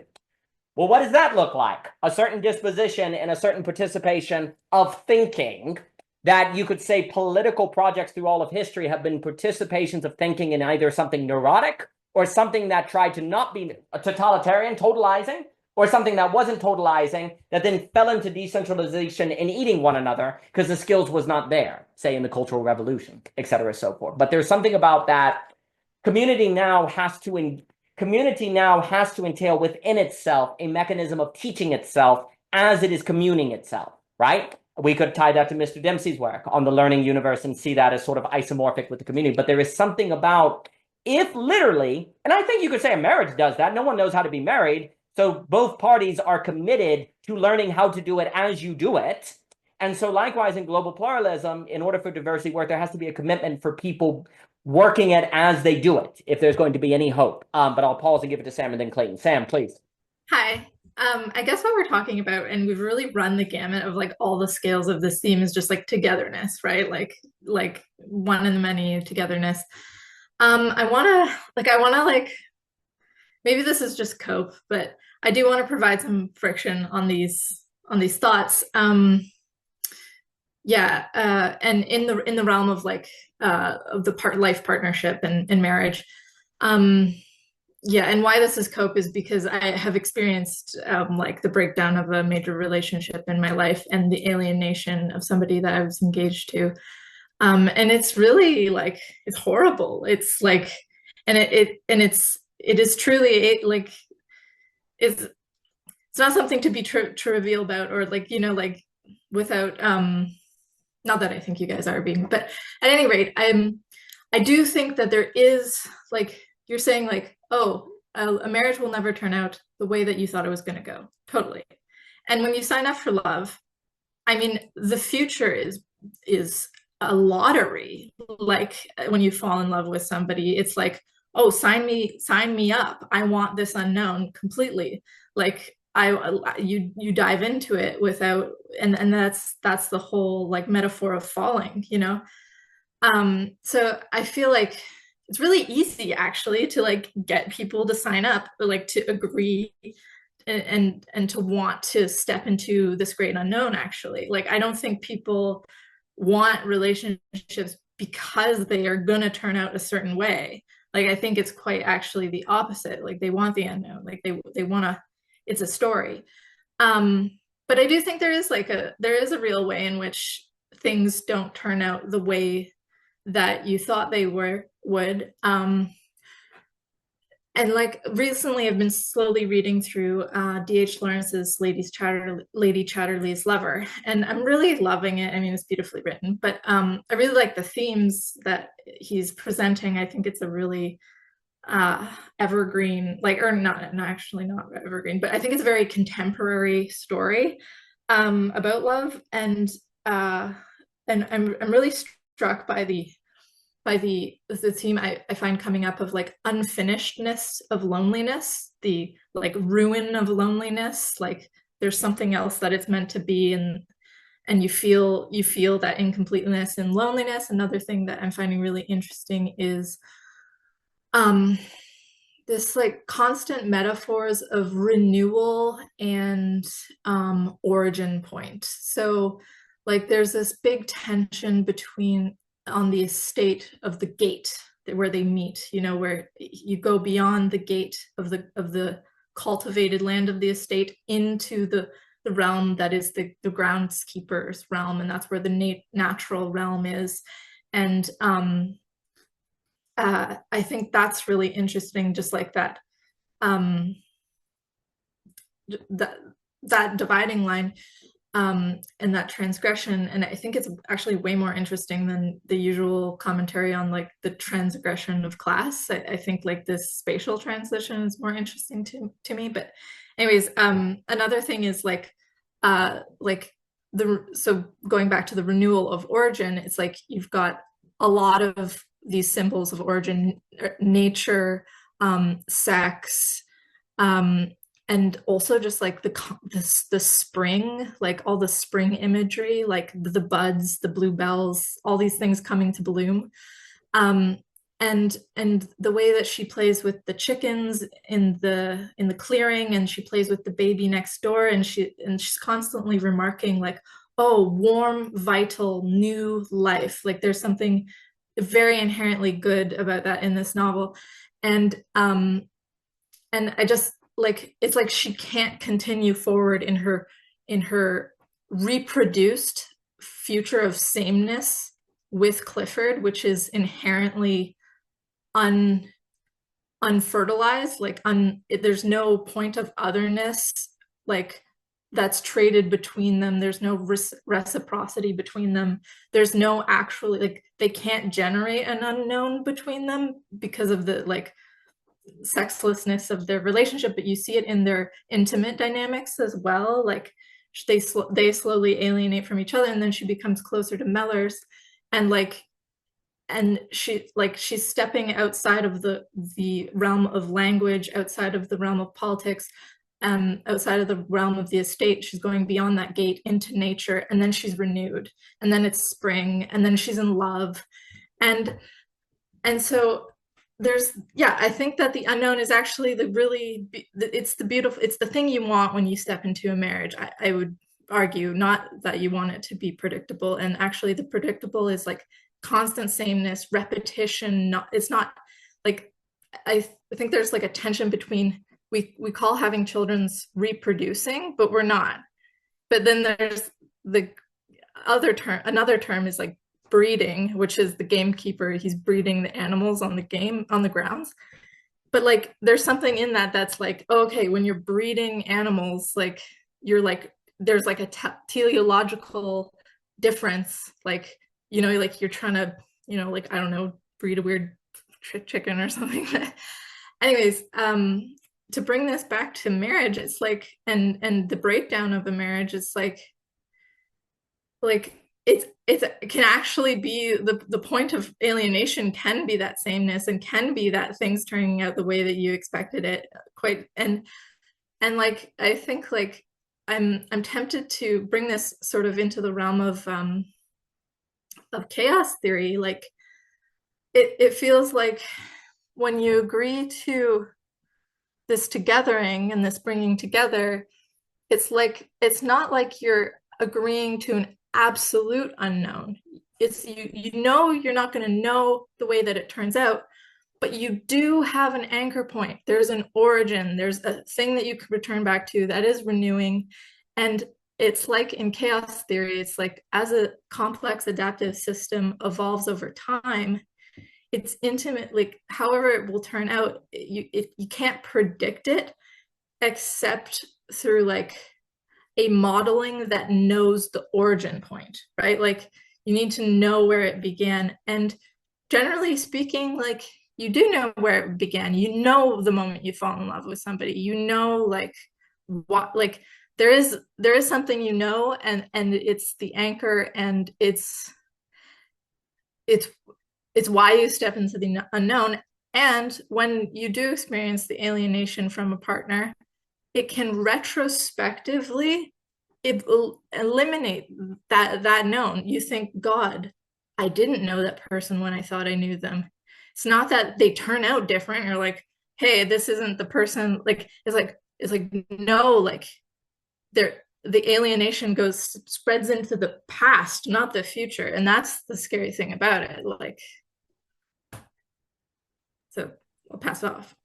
No, absolutely magnificent. I very much appreciate you said all of those things because it's extremely important. I'll give it to Clayton. No, absolutely. So there's this interesting thing where in a relationship, you actually want the unknown, but then also there can be an underestimation of the unknown, right? The things that will occur that actually you didn't see. Like, I think there's this idea of adventure, or we're going to do all of these different things, but then it turns out that an unknown that is contained in that unknown is the difficulty of the doing it again, the repetition of paying the bills, all of these different things, and to not let the emotional state that you're in actually eclipse and overtake or the things that you find difficult, right? But what you're getting at actually speaks to the great challenge of the political problem that we've been talking, that I think is very relevant, because here's the issue. If you give people a known, equilibrium, everything dies, entropy, because there's no adventure, there's no mystery, there's no unfolding. But then if you give people an unknown, they have to be able to handle the unknowns of the unknown, right? They have to be able to actually see where it goes and then be able to handle the things that come up so it doesn't break and make you go, well, I want just the known. I want to make everything predictable and flatten it again. So you have to maintain the unknown while also being aware that the unknown is even more unknown than the unknown that you think. That it will entail unknown unknowns, as a Rumsfeld or someone would say, right? These black swan things that come out, right? But you can't, here's the issue, you can't get the glory of the unknown without also having the experience of the unknown unknowns occur, right? You can't get one without the other. And that, I suppose, is what I have in mind with people when I say there's the surprise of the unknown, the surprise of difference. It's different than what you thought was going to be unknown or surprising. There's actually other layers to it, right? So here's the problem for me. Then I'll give it to Clayton and Thomas Jock, and what you said was fantastic. And I appreciate you bringing up Lawrence, goodness. Is that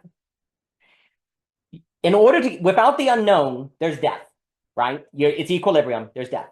But if there's the unknown, there also, by definition, must be the unknowns of the unknowns of the unknown, I want to say. And you can't get one without the other, right? You have to get both. Okay. Well, then you must somehow be ready for the unknown unknowns, which by definition you can't predict to be ready for. So how do you get ready for something that you can't know is going to occur? And even worse, you may think you know, right?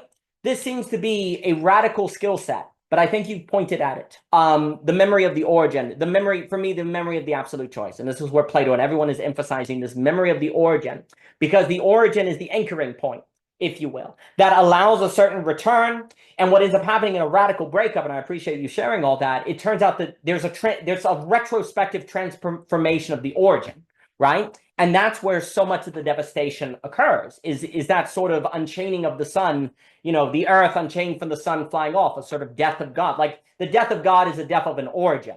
I think that's very important. When people talk about the death of God, that's often a transcendental guarantee. Well, also it's an origin. It's the death of an origin.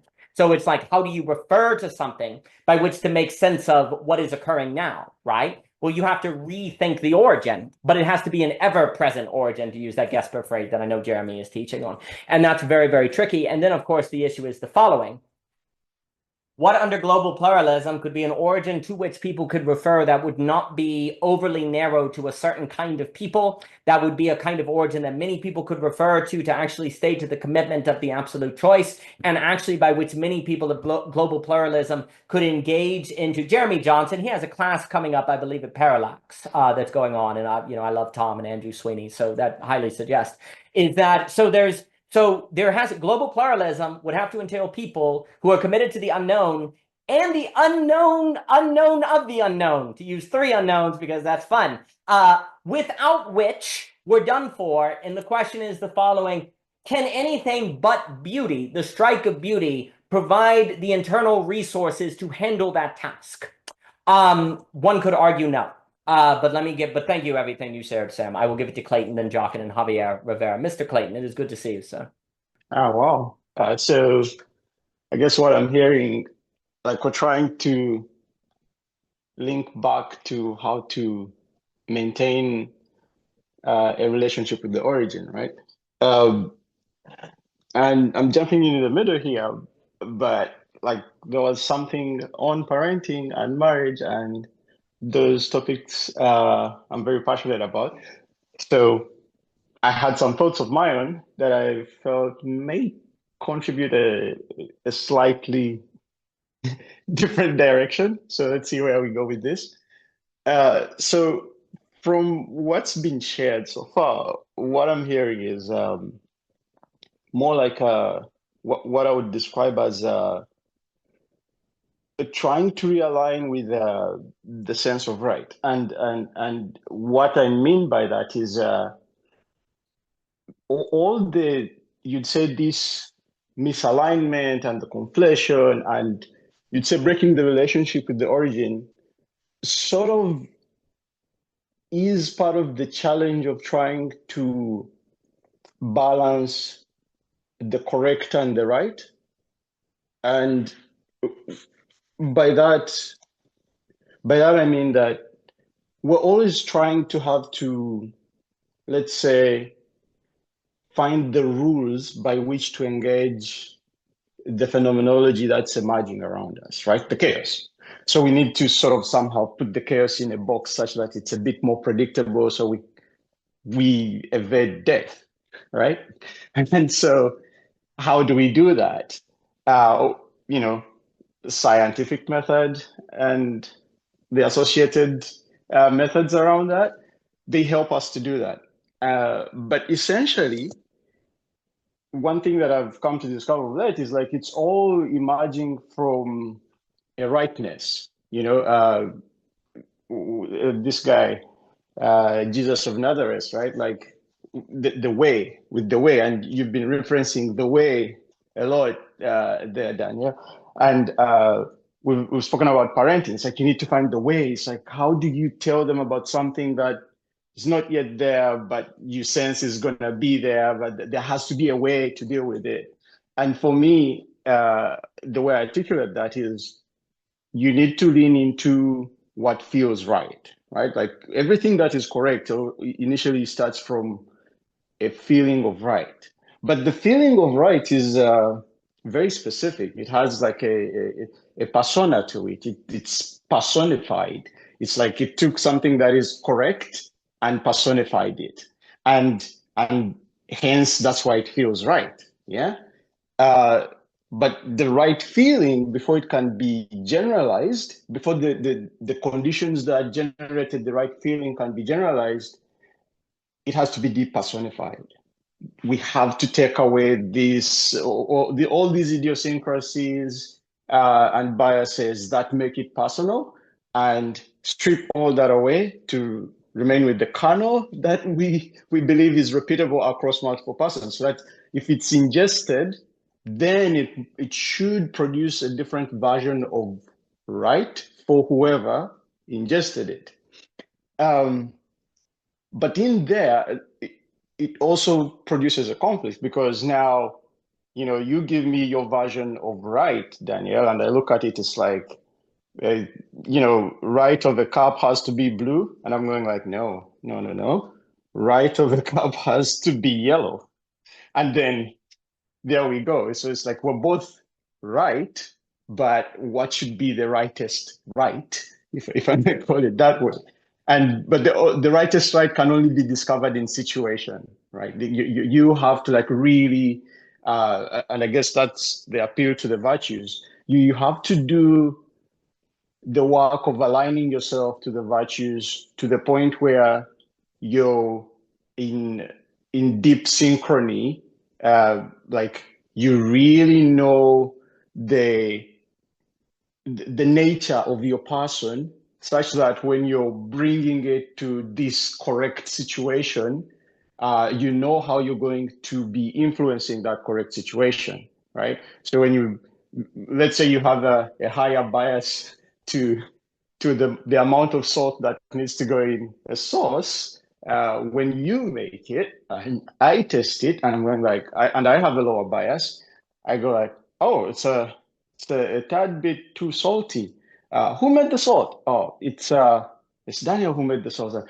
Oh, I think I know why. He's that kind of he has that bias in his person that will always put the salt over here as opposed to over here, and I get it. So in the agapic way of appreciating, I go like, oh, that's fine. Like we can have the salt at this level because we're enjoying Daniel's version of it. But next time, if I make the sauce, then we'll have to enjoy it at this level. And so that sort of like gives you the way to sort of like situate in that scenario of at what's the right point at which to engage with it. Now, bringing that back to parenting and marriage, I guess like you never know what the right version is going to be, because in the process of participating in all those relations, it's like you have to continuously align all these rights of all these, you'd say, members that you all deeply care for. And the care is bringing you guys together to identify the spirit of when all your rights align. And once you identify that spirit, then it's like your participation as, let's say, a unit, as a family, is to always sort of like go to the place where you reveal that the nature of that sense of right that is aligned for everyone, such that, oh, when we sit together to have dinner and, we're talking about our day and we're all, at the same table, we're all equal partners, all participating equally. We are at the point of alignment in the right way, and it's beautiful. We love that. But then, like you say, it's that's the what's his name? Seth would say that's the place of Sabbath, right? Like that's the Sabbath you're resting into, and so then you go back to the work before the next dinner, and so it's like, all right, everybody needs to go do their work, go clean up, go do this, go find more resources for the next dinner, go prepare the dinner, bring it all together, and we'll meet at the next, moment to share a meal, such that we can enjoy that rightness and rest in it again. And then you go again, and then you go again. And so I guess like part of the challenge is we're living in a very advanced scientific world that gives us this notion that everything can be, specified into its correct version.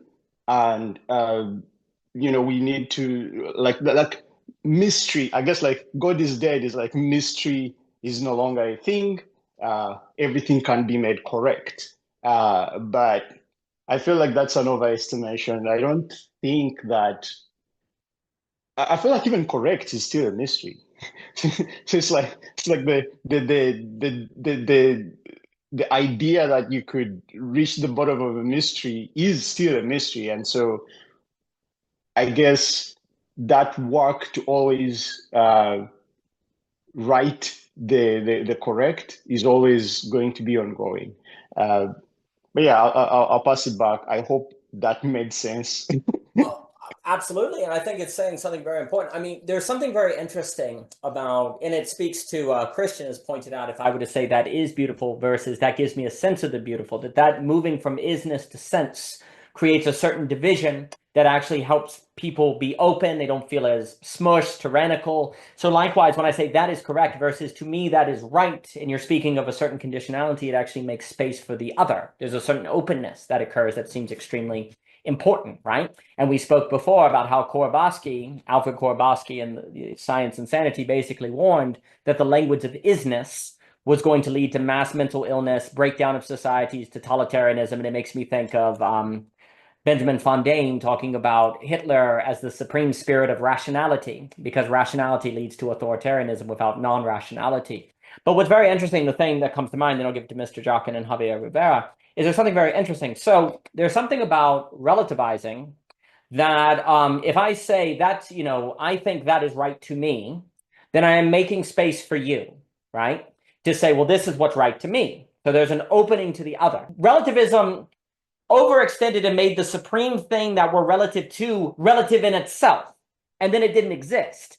The problem is keeping relativism from stretching, extending into the supreme value of whatever, and making that itself relative. If it gets there, then you're screwed. You need relativism up to the supreme thing, but not over the supreme thing, or the capital X variable, the origin of the mystery. But what humans have not been able to do, because we've conflated the beautiful and the good and other things, we've not been able to stop the overreaching of relativism to the supreme thing.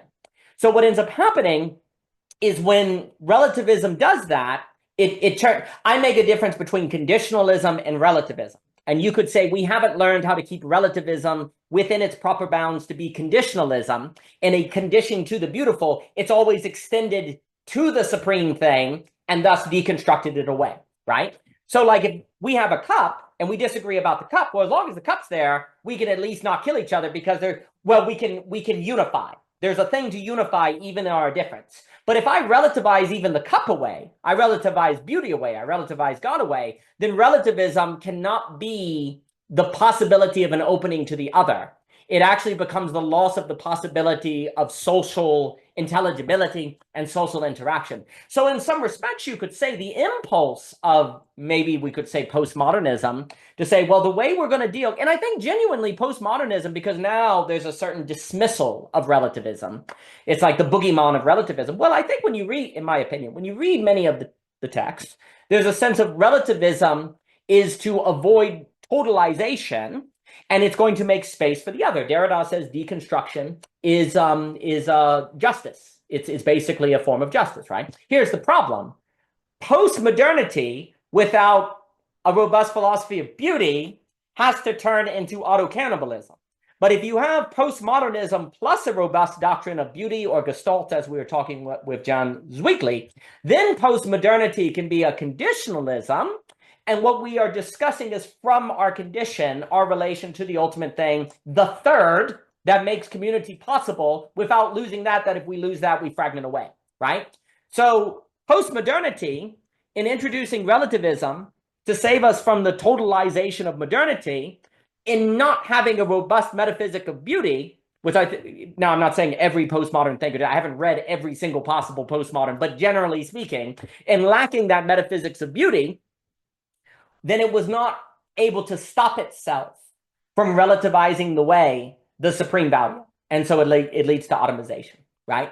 But once you bring in beauty, you can bring in things like Luber and I have talked about story democracy, where if you read, like, even let's just think of Lord of the Rings. How do people say, hey, I am the son of Grummo, I am from here. People are giving your condition. This is where I'm from. So it gives you an idea of how I think. So people share their story to offer their position in the democracy or the society so you can figure out where people are coming from and talk with one another. Well, even that is not possible with relativism without beauty, because then it's like, okay, who cares? You're the son of Grumman. Who cares? Okay, why does that give any sort of authority at all? Why does that mean anything at all? And so, yeah, I'll get on it, Christian. And so that's the problem, is that because you'll see it, like when someone in a conversation, which never happens in academia, for example, because of incentives. No one's going to say, I don't know about, or there's a lot of collective incentives to not voice your lack of certainty about something in cultural state. But if you're talking with someone and they go, I don't know for sure, or maybe that's just me, you'll hear a kind of language that people use in a conversation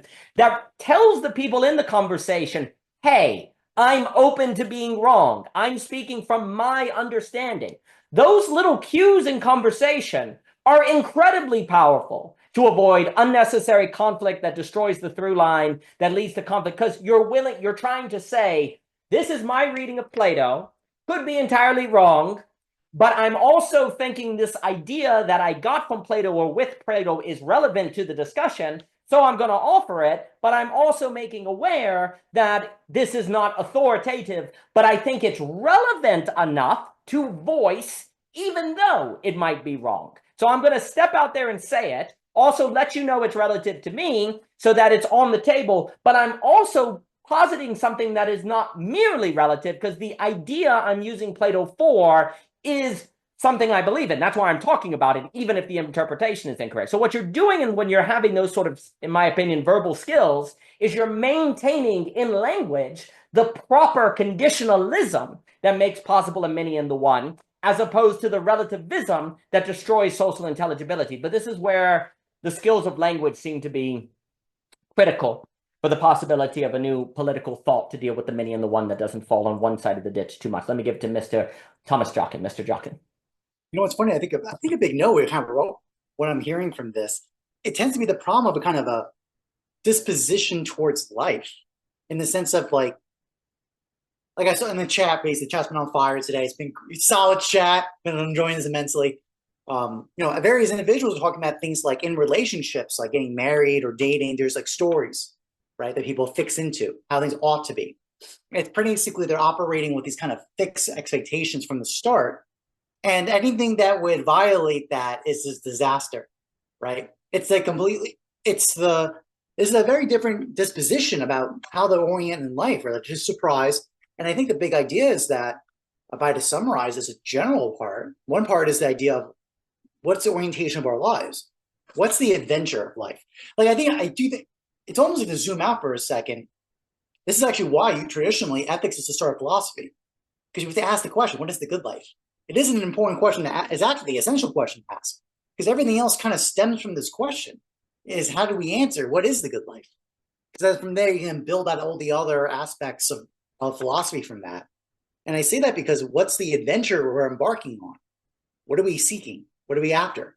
And that applies to both individually as well as in relationships, especially, you know, there's secondary consequences from it. I think sometimes, especially when relationships, I've been a victim of this myself, my own setup. I think we kind of have these narratives imposed on us that if we have like these composite widgets, that if we just fit into this story, we're good. And once we get in the story, all our problems are solved. There is no problem, the happy ever after aspect of narrative storytelling that way.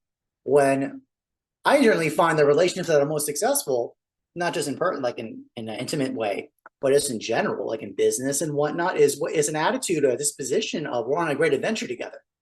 Yes, this could be treated as a kind of trauma bonding relationship where there's this, and I definitely had this when I was younger, this kinds of strife. Like we're like the greats use these metaphors, like we're in the storm of life and we're trying to anchor ourselves against the storm. You know, but that's generally what I'm getting at. It really is about the disposition of life. Are we being acted upon, or do we have agency to act, right? And when we do have an agency to act, what are we going towards, as opposed to just suffering and just kind of hanging it in there, basically. I think these subtleties of how we understand ourselves, how we see our life, what is the good of our life, and how do relationships pair into that is very important. In the sense of, are we just plugging into a narrative, into some basically plug and play narrative, right, in terms of how we should live our lives? And then guess what? When it doesn't work out that way, because guess what? The great virtue is something to be won, and it's won through the contest of life. It's not like this. It's not like this thing you get. It's a habituation. It's not just one act, right? I kind of quote from Aristotle about that point. It has to be done repeatedly over and over again. So when relationships are treated not as the finish line, but as the beginning of the journey, like there's all these we have this completely different viewing of relationships than in the past. I find, you know, I'm being slightly mythical. I'm kind of being a little romanticizing a little bit, because quite bluntly, marriage was a utility function. But that's the thing. That's the thing. It's like the parameterization of what we want relationships to do has changed. That's, I think, definitely true. So this also got us to it's almost like what is life for us and how does it orient with it is it's definitely expanded. And I think relationship failure, and it's almost like we just need to go back to philosophy for training to come back to understand what that means.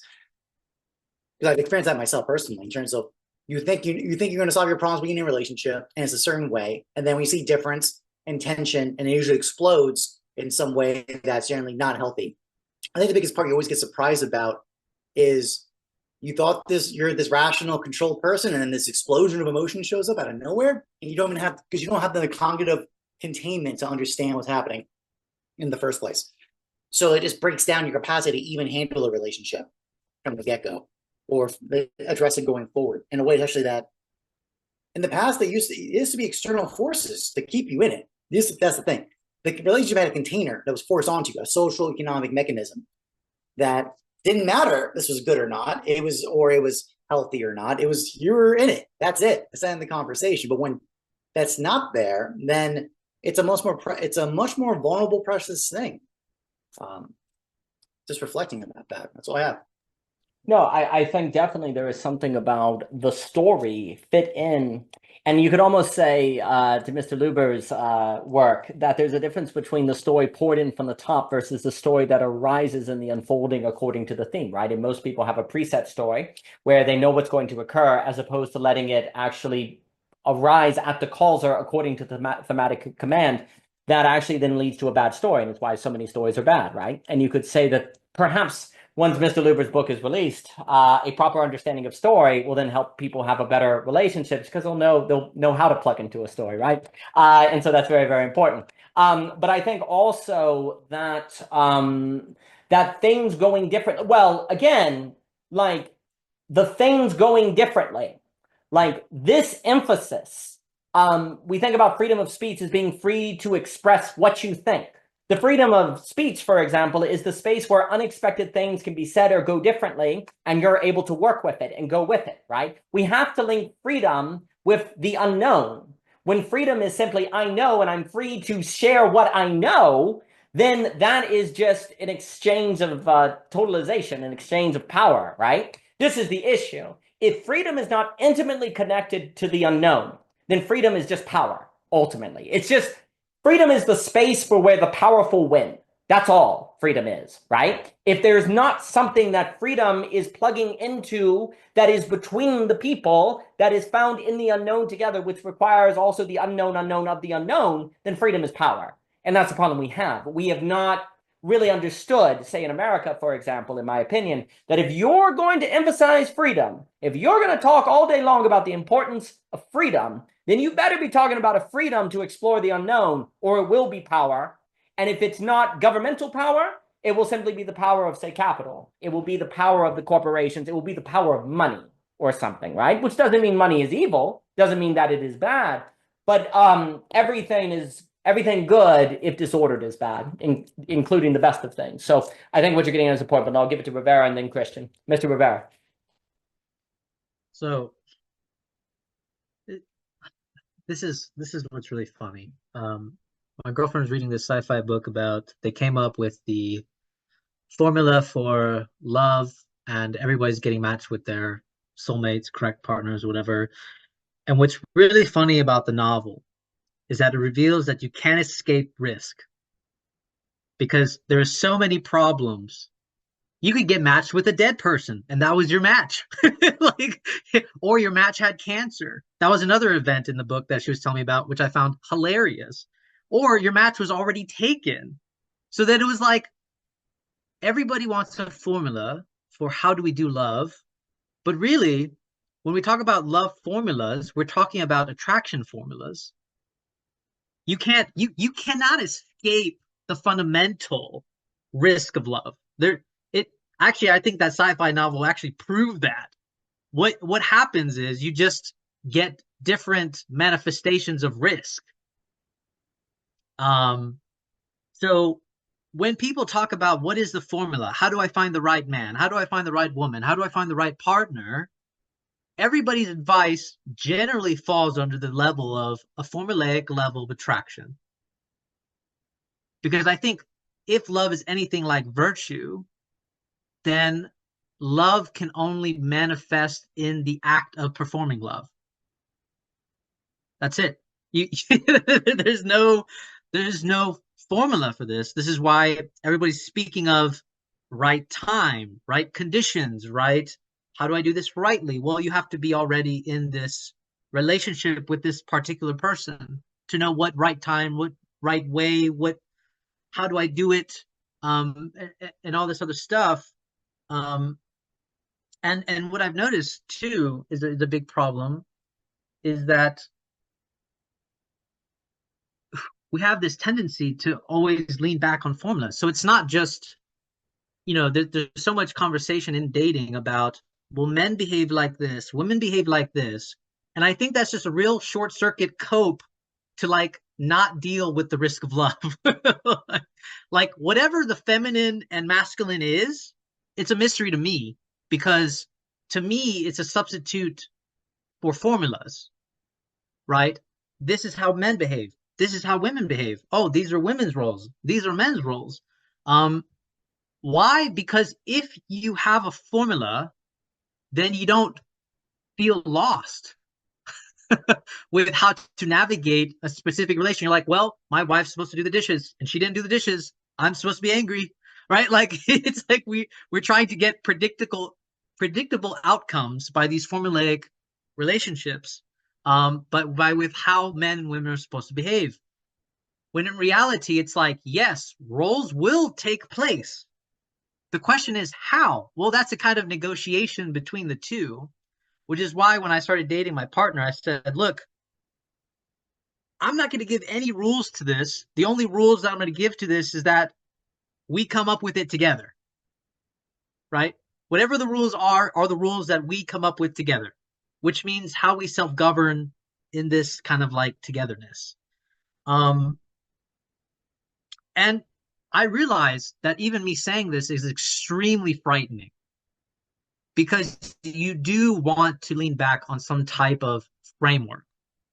And the societal pressure is even more brutally crumbling, because it's like, my partner doesn't want to get married, right? And like Jochen just said, marriage functioned as a social economic function. It was a very practical thing. All right. So now what does it mean to be together when society gives you benefits for being married? But then but then also without falling into that trap of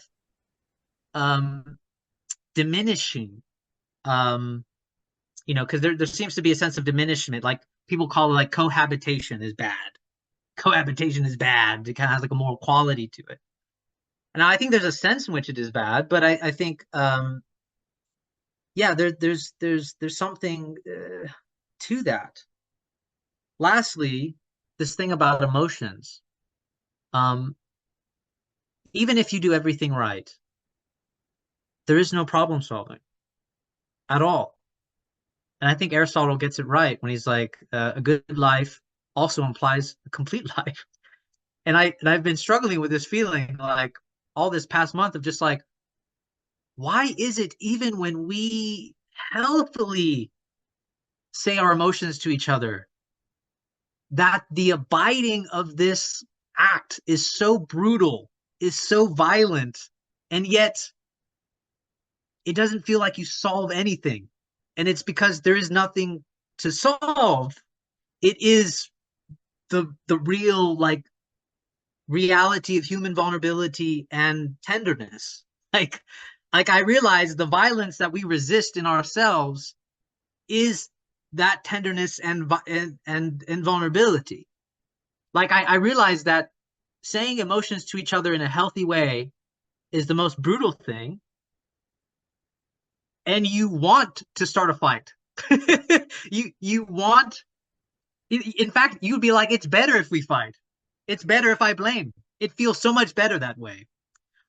Because when you realize at the end of it, it's just brutal, raw emotion, and we try to prevent that. Like I've experienced my partner in this raw sadness, and it's like unbearable, because you think, what can I do?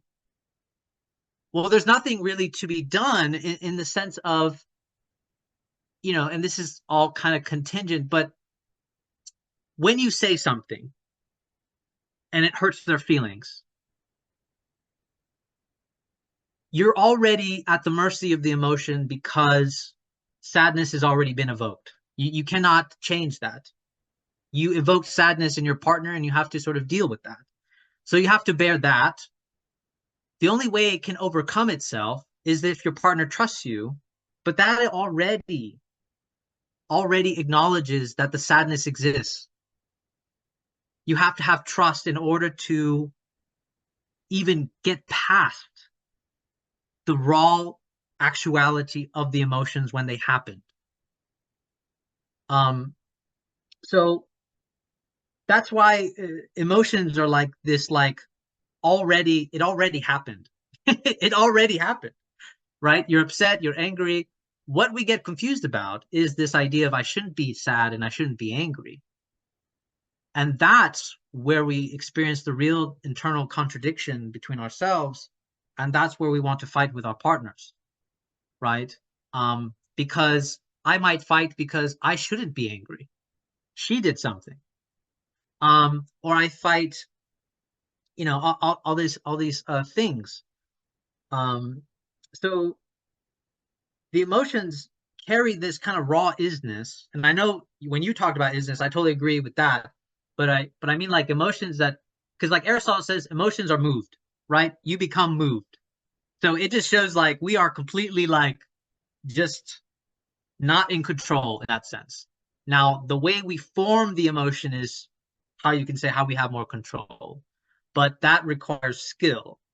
But what's funny enough about that is it requires that sort of raw bearing of the fact that I am angry, which I notice is a lot of like the toiling of relationships. It's like I can't admit that I'm angry, or that I got upset over something stupid because it's embarrassing, it's frightening. What if they judge me that I got mad at something stupid? We have to bear all those things, and that's just healthy conversation. But you see how like that's horrible to say that to a human being. Yeah, I'll leave it there. And Michael, good to see you. I think for me, I think a lot on, there seems to be a mistake, like Aspasia stressed correctly, on going, okay, I feel hatred. Should I be feeling it or not? That leads to this sort of auto-cannibalism where you eat yourself. So that seems very problematic. And I like what you were saying on the attraction formula versus the love formula. That's very good, because often when people are looking for a formula for love, it's actually for attraction, and what are the differences between attraction and love, et cetera, so forth, right?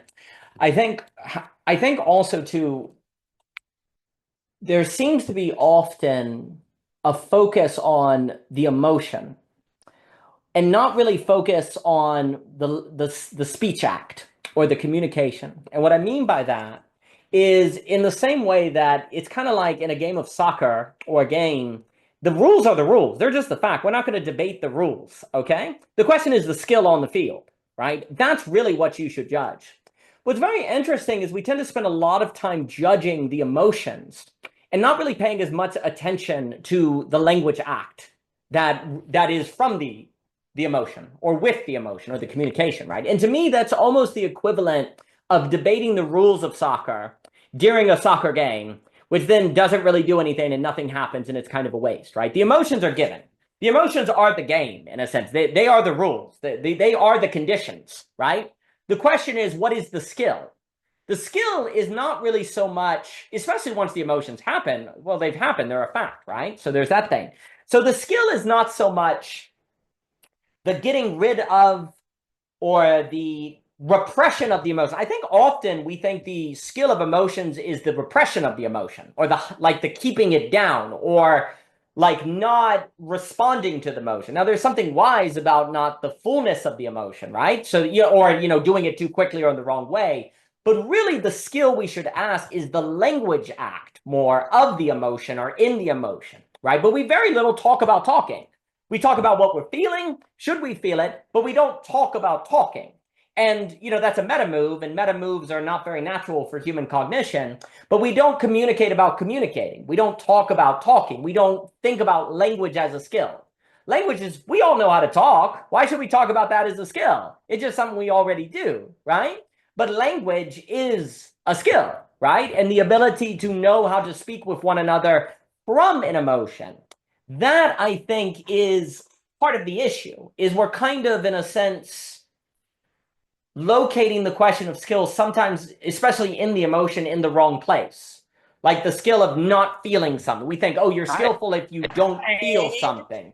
You're skillful if you are able to not get angry or different things. I think we often are asking skillfulness regarding the emotion when the emotion is the conditions, and not asking the skill of the language act, or asking about virtues, which will change the emotions, but not because we focus on the emotion, but that's a secondary consequence. So I guess that's what I'm saying. Very often emotions become a primary focus when they seem to be a secondary focus, really. And that leads to a whole lot of confusion, because if you put second things first, you get neither. If you put first things first, you get second things also, right? Like the C.S. Lewis idea, right? So we tend to make emotions first and focus on them all the time, as opposed to focusing on virtue or language acts, and then the emotions kind of they're more to take care of themselves. Now, the issue with this is somebody may hear that and say, oh, so you're saying that we can just feel whatever and not really worry about it. No, well, if you do the first things, you take care of that as well, right? Like it follows from that. So it's not a disregard of emotions. It's realizing that emotions are dealt indirectly. Like you need a third thing. It's no different than community. The fate of emotions and the fate of community are kind of tied to the issue of a need of a third thing, right? And if you don't have that third thing, then you're just asking questions about fundamental things, and eventually you destroy the fundamentals. But I'll give it to Christian, then ask Basia. Christian, please. Howdy. Okay, I gotta redo my brain here. I'm trying to do multiple things at once. Okay, Daniel, a few monologues back, you mentioned that so talking of relativism and how it can kind of exceed into the transcendentals themselves, I believe, beauty, truth, goodness. I think I can guess at what you meant there, but I just wanted to ask you to like give an illustrative example of what you meant there, so that I could be sure. I mean, basically, people say, well, to me, there are no transcendental, because relative to me, there is no God, there is no beauty, there is just pragmatism. Like, what ends up happening is we relativize the supreme thing. Like, for me, the supreme thing is what's practical. For you, it could be, what's beautiful, right? Or, God, worship. So there's a relativizing of the supreme thing, and therefore we don't even agree on first principles. And therefore we can't use relativism to open to one another, because even if we do that, there's no connection. There's no shared ground for that openness to lead to relation or communing. So that's what I have in mind, Christian. Got it. So it would be, well, I mean, I think everyone is going to agree that they recognize, well, with some rare exceptions, the vast majority of people will agree that they can recognize beauty or truth or goodness in various ways, with like, maybe limitations on what they mean by that. But maybe what you're speaking to is like an exceeding of the telos, or the kind of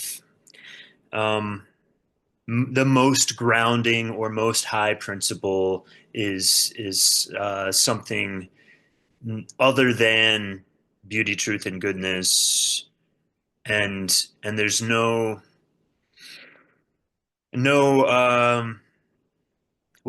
maybe it's just that people take the position that we can't even orient around the same transcendental thing or concept. Is that more or less what you mean? Okay, got it. That's interesting. I understand the concept. I think it's true. I also think that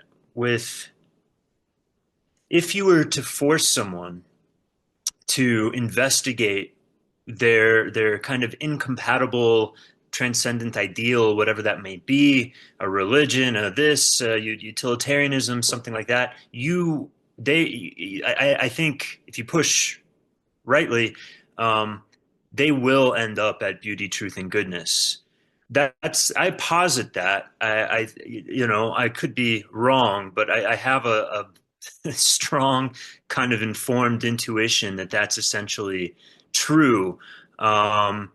I mean, because like, how do you make any proposition without appealing to some sense of truth or any ideal? I mean, it's just, I notice it as well. Like if you push someone, or if someone goes deep enough in defending themselves or just justifying their position, at some point they will make an appeal to truth, beauty, good. Even if they say, well, that's my truth, that this flying spaghetti monster has the final say on everything. They've just put themselves in a position to kind of be checkmated. It's like, oh, that's your truth? What does that mean? How do you decide that it's true? How do you come to hold that truth? And then you can bring the conversation back, I believe, to this framing of sense of truth rather than the truth is, by investigating how people arrive at their truths. They're presumably incompatible transcendental truths. But I would agree that people don't do that work. They kind of get off at the stop that just says, well, that's my truth and there's your truth and never the two shall meet. Anyways, but thank you for clarifying there. The only other thing I want to throw in is just like some conversational confetti is the idea of, I'm not saying anything super insightful here, just felt called to splash it in. The idea of holding a lot of different emotions at once. This is interesting to me. It's something I've explored, but like a capacity, for instance, for like holding a deep sense of anger while also holding a deep sense of sadness, while also holding a sense of humor. This to me is like, I think, what blocks a lot of, sorry to use what's now an overused term, but like sense making or something, and healing and basically like coming into better relationship with your life, is that it's hard, I think, to hold emotions. It's hard on the nervous system. I also think it can be difficult to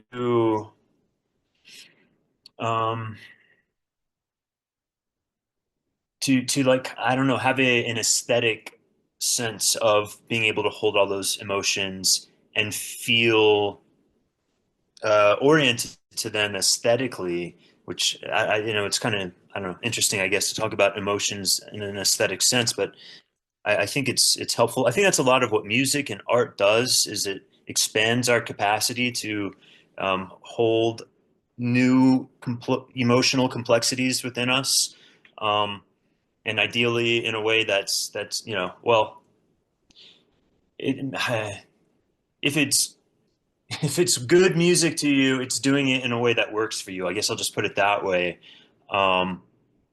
But it also asks, I think, it can like pose interesting questions to the artist, which might be productive about like what what are some of the emotions that I've previously kind of kept from touching against each other.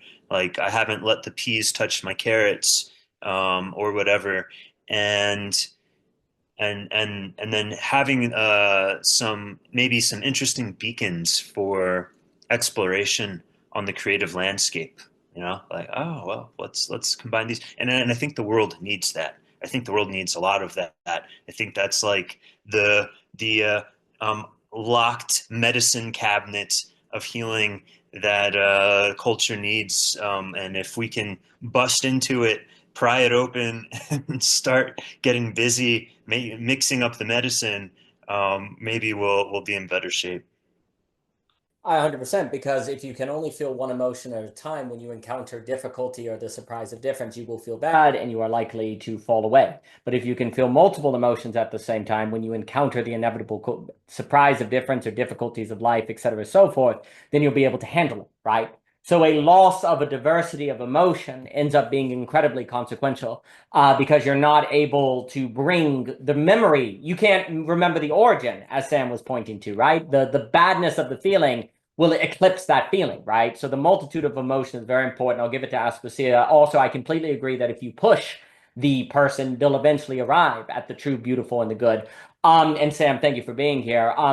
In my opinion, what ended up happening often is relativism translated into a don't push people. It's rude to do so, kind of respect difference. And at the end of the day, if it's relative, what's even the speech act going to gain, right? Like, what are you even going to gain at it? You're just going to arrive at you see, the combination is relativism plus pragmatism, because, okay, sure, you eventually push someone to the place where they acknowledge their truth, but with pragmatism, it either has no practical result, or it is pragmatism. Like, it is a worldview that is pragmatistic, right? And that's where the conflict of mind opens with truth organized as values. You can't avoid having your values reflect what is true, but most people don't reflect on what is true, or there's a kind of idea that we shouldn't talk about those things, right? But if you do, well, let me put it this way. What has happened is people have caught the contradiction. That's what's happening right now. As of 2025, people are like, wait a minute, if you say everything's relative, then is that relative? People have now come to the place where they have been pushed by history and time and the conversation to realize you can't avoid the transcendentals, if you will, like first principles. But we have no idea how to make new ones, in a sense, or to realize them in a different way. So we are just falling back on old ones, which is breaking the world apart in a Dugan way, or neurotic or problematic. Yes, we have to have transcendentals. The question is how, the process. And also, we haven't done beauty. But let me give it to Aspasia. Aspasia, please. Yeah, I think this idea around holding mixed feelings and the difficulty that we really all experience with that really reflects, a primary core conflict that most of us experience. This idea of, what it's like, probably even as a baby, to realize that in a moment we might want to kill our attachment figure.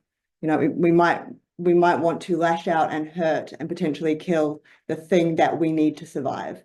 How we learn to relate to that within us is part and parcel of the problem that arises out of all of this difficulty to hold mixed feelings. And we call them complex mixed feelings because of the historical nature of this. And so I just wanted to speak for a little bit about this, what I was talking about when I was talking about passing emotion, Parsing,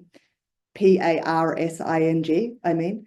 So there's this theme I hear a lot when we talk about emotion, of the intensity of it, and this intensity of experience that leads us to just act quickly, impulsively. And therefore we need to, bring rational faculties online to try and control that. And I think there's an error, well, there's a lot of errors in that. But one of the key errors is that my understanding of what makes us impulsive is that it's the anxiety component. It is not the emotion itself. It is the anxiety we have about noticing that emotion. And it's often, it's an anxiety, or it's a guilt-laden anxiety. They kind of come together. And so when I talk about doing the work of following the thread of emotions and trying to understand more fully which portion of this is really about my partner here in front of me, and about the fact that they, I don't know, wash the dishes in the wrong way or something. And what portion of this that I'm feeling is really about the fact that this person is coming to represent my mother or my father, who never cared about my preferences or opinions of doing things and just did it their way and would always override, my preferences, right? And so obviously there's a method in which you go about doing that. But once you can do that, once you can separate those two things, it doesn't necessarily change the I guess the intensity of the emotion, but it will clear up the anxiety that comes with it. It will no longer be laden with this fearful, impulsive energy that requires instant discharge. So the discharge is about anxiety. It's not about, and people, this is why anger is such a beautiful example. People often think that anger, what comes with anger is quick action. And it's really not. It's the impulsive, it's the anxiety layer again that leads to that. But once you can separate those two things, then you can see the other person more clearly. And there's not urgency to act. I think this is the real problem. So we can notice this very full experience of an emotion within us. But if we don't experience it with an urgent layer of anxiety, without that, we have more time. That's where we have the time to then bring in, virtue. And we also have the time to notice that this feeling that I'm having is not all that I'm feeling. Look, there's also those positive, loving feelings I have towards this person as well. Right. And when you can notice and you can bring that in as well, that is also the part that allows you to see them as a full human being. Remember, they're a full human being. There's a protective element, obviously, to noticing your love and care and tender, warm feelings towards them, because that's going to reduce your ability to make the decision that you will lash out and kill them for not doing the dishes properly. So these are really important distinctions that we're just not good at understanding or talking about, and are getting lost, I think. And there's also I could go on and on, but there's also something here about the word want that is so important. And it's the thing that people struggle with a lot when I am working with them in a therapeutic context. They just cannot use the word want. And they almost want to talk about their emotions like there's some other thing that aren't part of them. What comes with an emotion is some form of want. I guess whether or not we then, it's not the same thing as saying, and that's what I'm going to choose to do, or that's all that I want. But there is a want in me in this moment to lash out and hurt you for not doing the dishes correctly. I can notice lots of other things about that want. But this idea that, I think it goes back to what Javier was saying, this idea that that somehow makes me a bad person, and I can edit that out of me, is part and parcel of this whole mess. We don't choose our emotions. They just happen. They say nothing about our character. And actually, it is the opening up and acceptance of that is the first step towards then deciding with more clarity and more fullness who I'm going to be in the world and how I'm going to be with people. Me noticing a murderous rage towards my partner when he does something pretty insignificant is not a mark of my character. And I think that's the distinction. I think it actually allows me to feel more settled and grounded in the moment, to be honest, as opposed to what often happens is that we notice almost the tip of the iceberg of that want inside us that comes with the anger. And then all this unconscious anxiety and guilt-laden anxiety comes online, telling us how reprehensible that is. And it tries to stop us from seeing maybe the full extent of the want. And then we can lash out in all sorts of ways, or we can go the other way and we can become very repressed and controlling or depressed. And there's just, I could go on for a long time, and I realize we're probably coming near the end of your time. But there's something core about the word want that I've been struggling with for a while that I guess just comes back to the challenges of language. And we could spend, again, this happens a lot in therapy. We could spend the whole session just having a little back and forth about what does want mean? But then ultimately in a therapy context, that just serves to avoid the whole task at hand.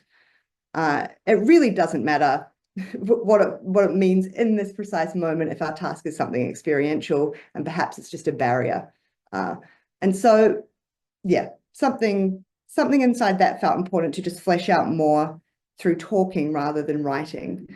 But there's usually with emotions, especially when they are in relationships where we also experience love, you know, sort of the more intimate the relationship, the more positive, loving, tender feelings, the more desire to retain connection with this person, the more likely we are to feel anxious or guilty in response to noticing any other kind of emotion that comes up. And that is why conflict with a partner can feel much more difficult than conflict with an absolute stranger. There's more risk, the stakes are higher, the consequences of it going badly are obviously higher, and it makes the urgency actually of the task that much more important, that we address these things so that we can actually sustain those sorts of long-term relationships. Because this is why lots of people can't sustain long-term relationships of any nature, not just romantic, even friendships, whatever, or that they just reach a certain level of intimacy and then never go deeper, is because they cannot contend with holding those complex mixed feelings inside.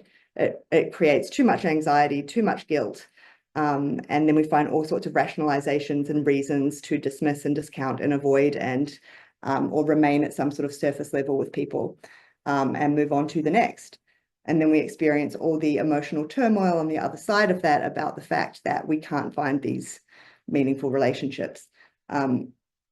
Yes, I will leave it there. But this has been wonderful, and thank you so much as well for having the chat and the talking. I really enjoy that. It's wonderful to have you. Thank you for all. That was wonderful. I'll give it to Javier, and if anyone has final things to say, please. I think it is very astute to say that it is the anxiety about the emotion that we are responding to more than the emotion itself.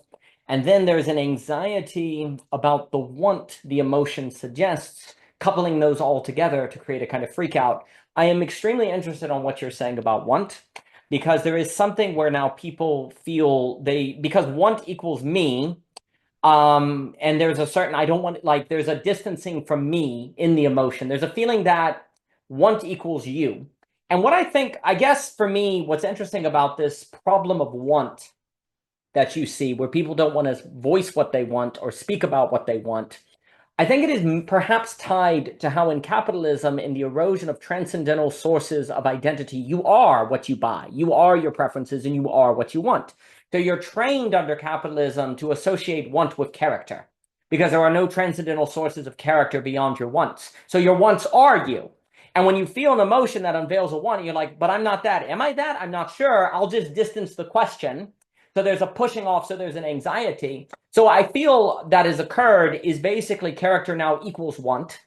And that brings it together, that creates trouble for us, which I think ties into everything we've been talking about, because today there's a way in which people lack a distance between wants and character, who they are and what they want. I am, a Christian or something, and what I want is tertiary to that. Well, if Christianity is arbitrary or bloodline, nation, or whatever, I'm an American who want. Well, if there's no transcendental identity, if you will, then I am what I want. It's just I equals want versus I equal American who wants, or I equal whoever who wants, right? So I equals want, but I cannot be like that. Then makes the want so close that it makes us very intimate with desire, and desire is scary. Lacan, psychoanalysis, all of that, right? So what's happening is every time we feel a want, it is bringing about an experience of desire and identity brought together so closely that it is overwhelming. It's Beatrice smiling too early, so we're not ready for it. So there's a certain distancing and pushing away.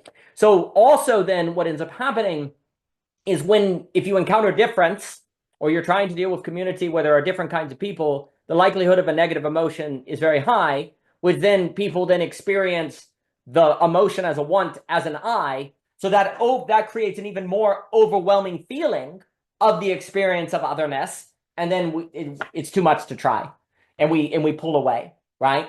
So this issue of I equals want, and emotion unveils want, therefore emotion unveils I.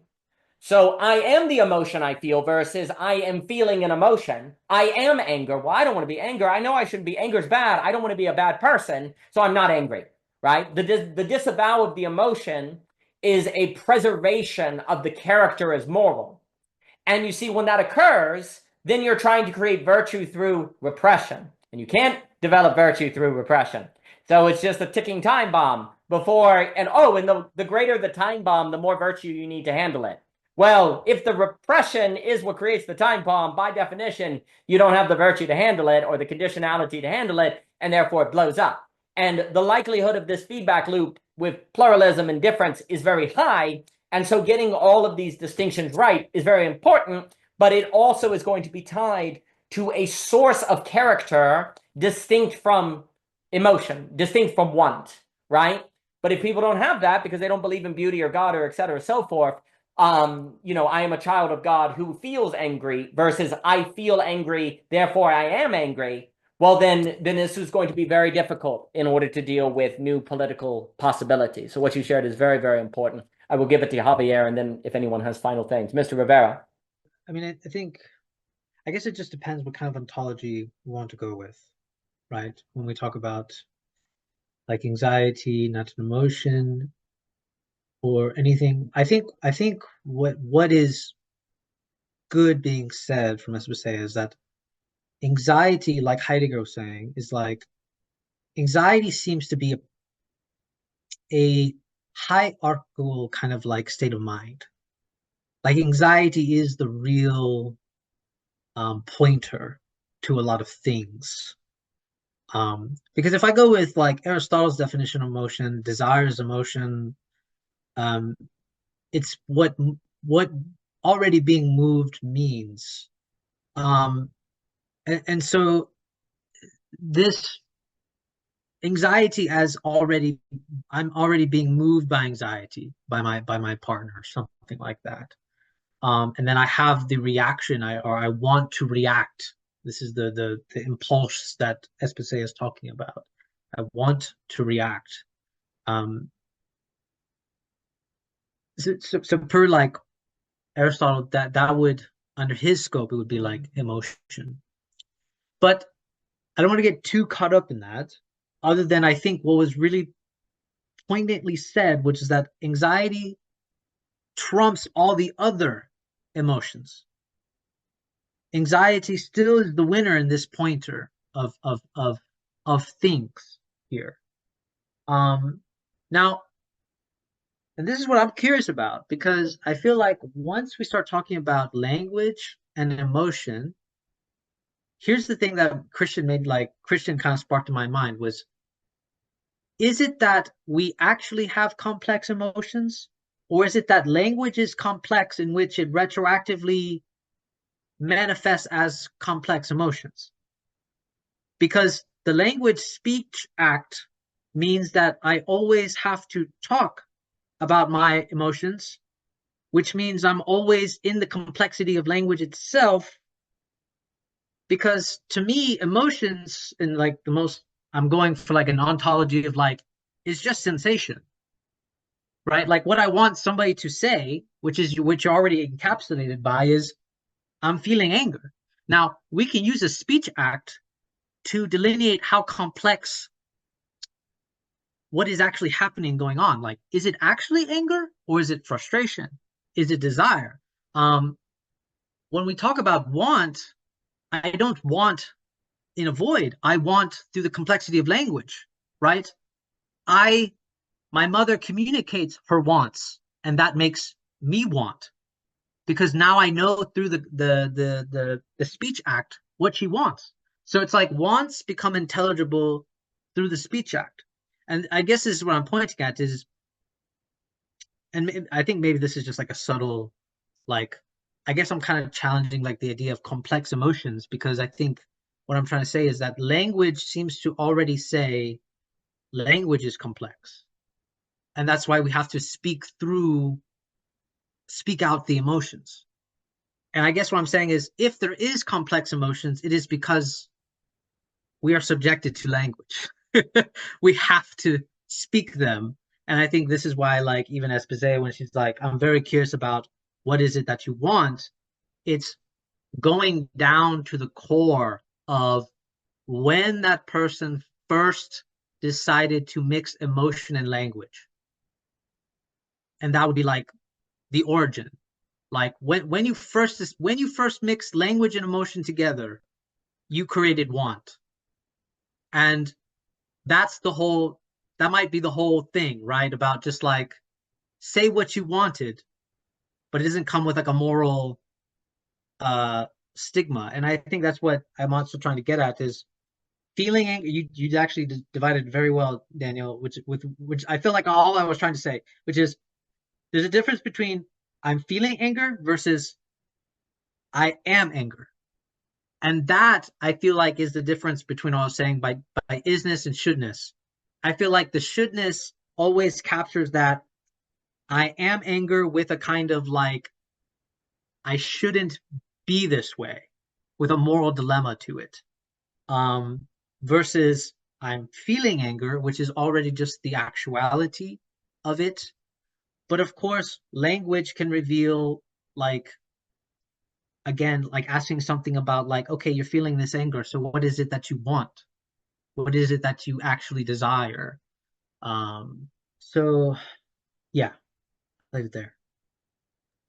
No, I think, and this has been lovely. Thank you all. I think this idea of there's something about language plus emotion creating want is very, very important because want, desire, if we use those together, is tied to a lost object.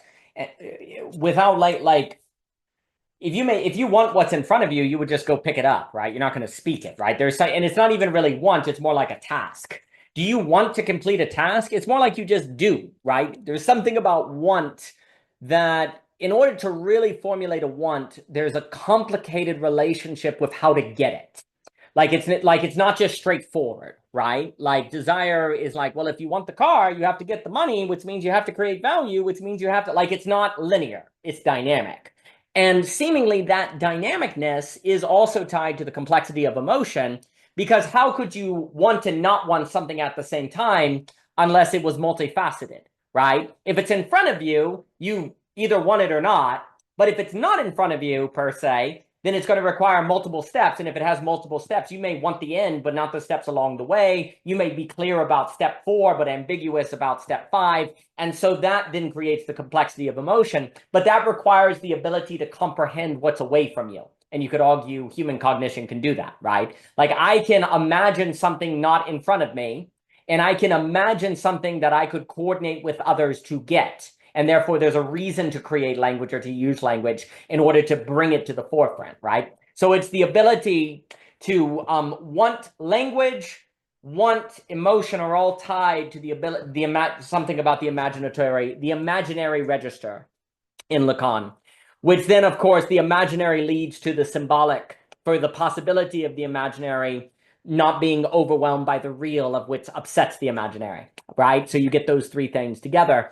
And what ends up happening, I think, also, the complexity of emotion and the anxiety that comes from it also comes with a certain sense of the real in the Lacanian sense, breaking through and destroying it. There's a sense of the real lurking. I think that's also part of what's going on is like, if we get to the heart of the, like, there's a feeling of, oh, an emotion has arisen that could also, if it is done in the wrong way or brought into language in the wrong way, could lead to the real. Because the speech act is absolute. Once I say it, I can't unsay it. And that's another reason why people are so nervous all the time. Everything I do is final. And so once I say to you something, I can never unsay it, right? And so there's an anxiety about the permanency of expression. There's a nervousness also about saying it wrong in all of these things. And that leads to a certain feeling of a real that can break through. And that also creates the nervousness, but that real is also a breaking down of the structure that has been erected to deal with multiple people with different wants that are distant from them and how we manage all of those things. And the real could threaten the entire coordination system of all of that. And we don't want to break that, right? Like if I say something to my, friend and then they hate me, the coordination that the friend afforded or what they afforded to me is gone. There's some avenue that is lost, right? And so that threat is lurking in the background. And that's only compounded if I equal anger. I am like, if that identification occurs because we've been trained by capital to habituate ourselves into associating I equals want. There's not a split of character and want, which leads to, I think, problems. But let me give it to Christian here. Christian, please. Yeah, I won't be too long. I guess I'll just share a little bit of personal experience without much detail to illustrate like what I mean when I talk about a complex of emotions. Um, there are situations where if I were to feel into my like deepest relationality to them, uh, I feel a lot of different things because it's a complex situation, right? There's my emotions about one person in the situation and my emotions about another person in the situation. There's my emotions about what a person did, and then there's my emotions about why that person was compelled to do what they did, right? And if I go through it all, like I can have pity, I can have like a sense of tragic loss, I can have a sense of frustration, I can have a sense of murderous rage, deep confusion and helplessness, and even laughter at the absurdity of my helplessness, and all of these things at once. And I don't expect that other people necessarily would relate to this, but to me, part of the reason it's difficult to approach a complexity of emotions is because of the somatic confusion, again the somatic overwhelm. Right? It's like a lot for the nervous system to have to feel murderous rage and humor and deep sorrow all at the same time. Like these are taxing events on the body, and like I know for myself, it's at least I speculate that some of the kind of inner work I've done in this regard might not have been possible if I hadn't done a lot of qigong and work to condition my nervous system to have a bigger capacity for bigger like energetic loads, let's say. But just being able to manage the physical rising up of all of this emotionality at once, it's quite intense, and probably I'm just speculating as an amateur psychologist here, but I imagine that part of the reason we keep these things tamped down is like as a safety mechanism. If you're not able to manage the torrential pouring out of a lot of emotion at once, it could like I don't know. I think maybe just the body is going to resist even opening up that psychic door, so that you're not in a place that your nervous system can't handle, where you might even like literally faint. People faint. This happens, right? Or go into like a psychic break, right? You make the thing worse in some sense, the trauma, because you've tried to force it open. You can't handle it, and so then the cut goes deeper, and you maybe get detached. Or anyways, but maybe that. Not that anyone is necessarily misunderstanding me, but that's a little bit more about my experience with complex emotions. I think that's a brilliant point because I think the nervous system being trained to handle all of those emotions at the same time is definitely lurking. We know you can train your muscles, you can lift weights. We don't think about training the nervous system. And in Korobowski, we'll talk about how isnness language trains the nervous system to be unable to handle process thinking, to be unable to think about time binding, as he talks about. Like you're literally trained, isness trains you to only basically handle single emotions, not processing emotions or working through. So it trains the nervous system in very problematic ways. I think it's a brilliant point, because then the issue is if we're going to talk about a commons today, that is not going to progress or new political options. I don't think we think about training nervous systems, but that would absolutely follow, because people would actually have to have the training to be able to handle the surprise of difference that would bring about all of these different emotional layers at the same time, to then be able to speak from a place that would not necessarily fail to contribute. So there is something about a training of the nervous system. We don't, well, and this is the problem. you could argue that capitalism, not to always be bashing capitalism, I will note that capitalism is the only thing that has addressed the pricing coordination problem, the distribution of resources, et cetera, so forth. I think Hayek and coordination and all of that is basically correct. That has to be noted, but that's our problem.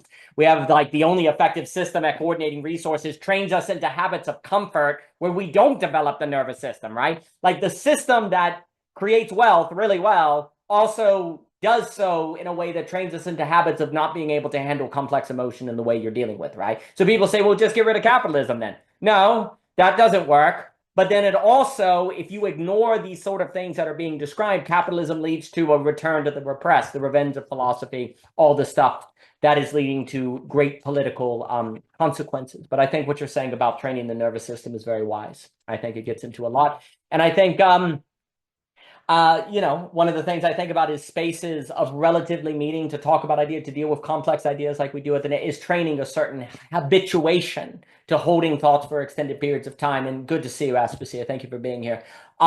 We don't have spaces for the training of those things because the things that are being described as ultimately needed, I think basically have to be habitual. They come into existence through habit. And regularity, and doing them regularly over and over again to the place where it just becomes second nature. Because that's also the issue. These capacities we're talking about, they're not really, if they're conscious, it's too late. Like if they're in the conscious, like, okay, I'm going to handle this negative emotion. No, it has to be like so much in you that you just do it. It becomes habitual, right? Well, how do you do something without thinking about it? Training, expertise, skill, doing it over and over and over again. So the bar to this political structure that is taking seriously the commons, I think, in global pluralism without regression requires habit formation that perhaps the social coordination mechanism could assist with, but cannot be the whole. We also have to do our own work. But gentlemen, Michelle, everyone, it's been a treat. Thank you so much for your time. It's been a delight. All the best.